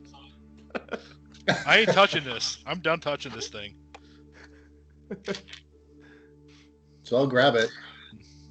You pull it out, Bolin, and it is hot to the touch, shining, radiating this light. And the man looks at you, Bolin, looks into your hand, sees the ring. He says, "Perichoresis. Helga, that crazy old man, one of the finest Synchari mages ever known. But after the dementia took hold of him, he had a rather difficult time staying in one place. I've not seen him in over a decade. Where did you encounter him?" Wait. We met him in Mittendorf. Right? You met him in Heldur Harbor, actually. Heldur Harbor, yeah, that's right. In Heldur Harbor. Did he say Helga or something? Did he? Helge, yeah. Helgeth? Helge. Helge. Helge. Oh, interesting. Once again, he smiles deeply. Turns to you, Bolin. "From the mouths of fools come the greatest wisdom. I would trust him. Moreover, I'm not one to question fate. The ring has come to you, and you are obviously meant to possess it. I will therefore not take it from you." Wait, was he calling us fools or Helgeth? Helge. Okay. I didn't realize that we were in danger of losing the ring. Mm-hmm. Yeah, we've told you never let it out of our possession at all. The ring seems to be a sought-after item. But as I said, I will not take it from you. I will not give it to you. Who are you? Of course, I am being rather uncordial. Allow me to present myself. My name is Tycho Teravin, of the line of Sagard. And we have... You're Genevier's brother? Genevier? I am indeed the brother of Genevier, of the line of Sagar. We also have an interpretation of the prophecy. And as it seems, in some odd way, you all are involved. In conventu trium lux libera. I'm not exactly sure how, but fate has brought you to Theondir. And fate has brought you safely here. Okay, so time out. Tycho, you're the knot. One of the leaders of the knot? I am indeed. Founder of the knot. Okay. Founder No. of the knot. No, never mind. No, wait. Yeah, no, he's not Sagard. He's a descendant of Sagard. Yeah. So we're a little confused as to what the hell is happening here. We would definitely like a little information if we could have a little sit down with you. And at this point, the ring in your hand, Bolin, now begins to radiate even more intensely and becomes so hot you can hardly hold onto it. Tycho, seeing this, says to you, "Oh yes, excuse my poor manners. I have not introduced my sister." And as you turn, you are met by the icy stare of an intense woman, her brilliant red hair blazing like her brilliant green eyes, an odd birthmark or tattoo covering a large portion of her neck. She immediately locks eyes with you, Bolin. "You killed 5 of my best men. I should have taken care of you at Mittendorf. But fortunate for you, I will submit this time to the wisdom of my brother. Come," says Tycho. "We will have much more time for niceties later. Right now, we need to ride in order to get as much ground as possible between us and Theondir." And as the blazing sun begins to near the horizon, Hold on, wait a minute. Bolin, your ring continues to burn in your hand. Carolyn? I pull out the cylinder, and I dial up Feuerbrandt.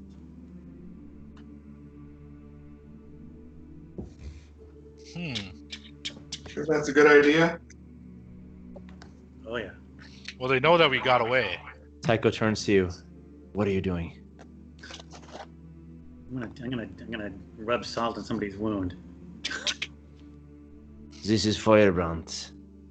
Where are you, Carolyn?" Feuerbrandt, I'm coming for you. Coming for you. And I throw it, and I throw the thing into the river. Tycho grins deeply. "Very well. It looks like we have some new allies." He calls over horses, and all of you jump onto the horses and no. begin to ride.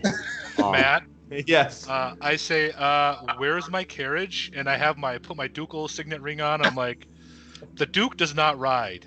The Duke gets dropped. The Duke gets escorted. Genevieve rides up next to you and gives you a shove and pushes you off of the horse. Hey, come on along now. And all of the men in green jump on horses as well. And you begin now to follow Tycho off to the northeast, leaving the river. And that is where we will end for tonight.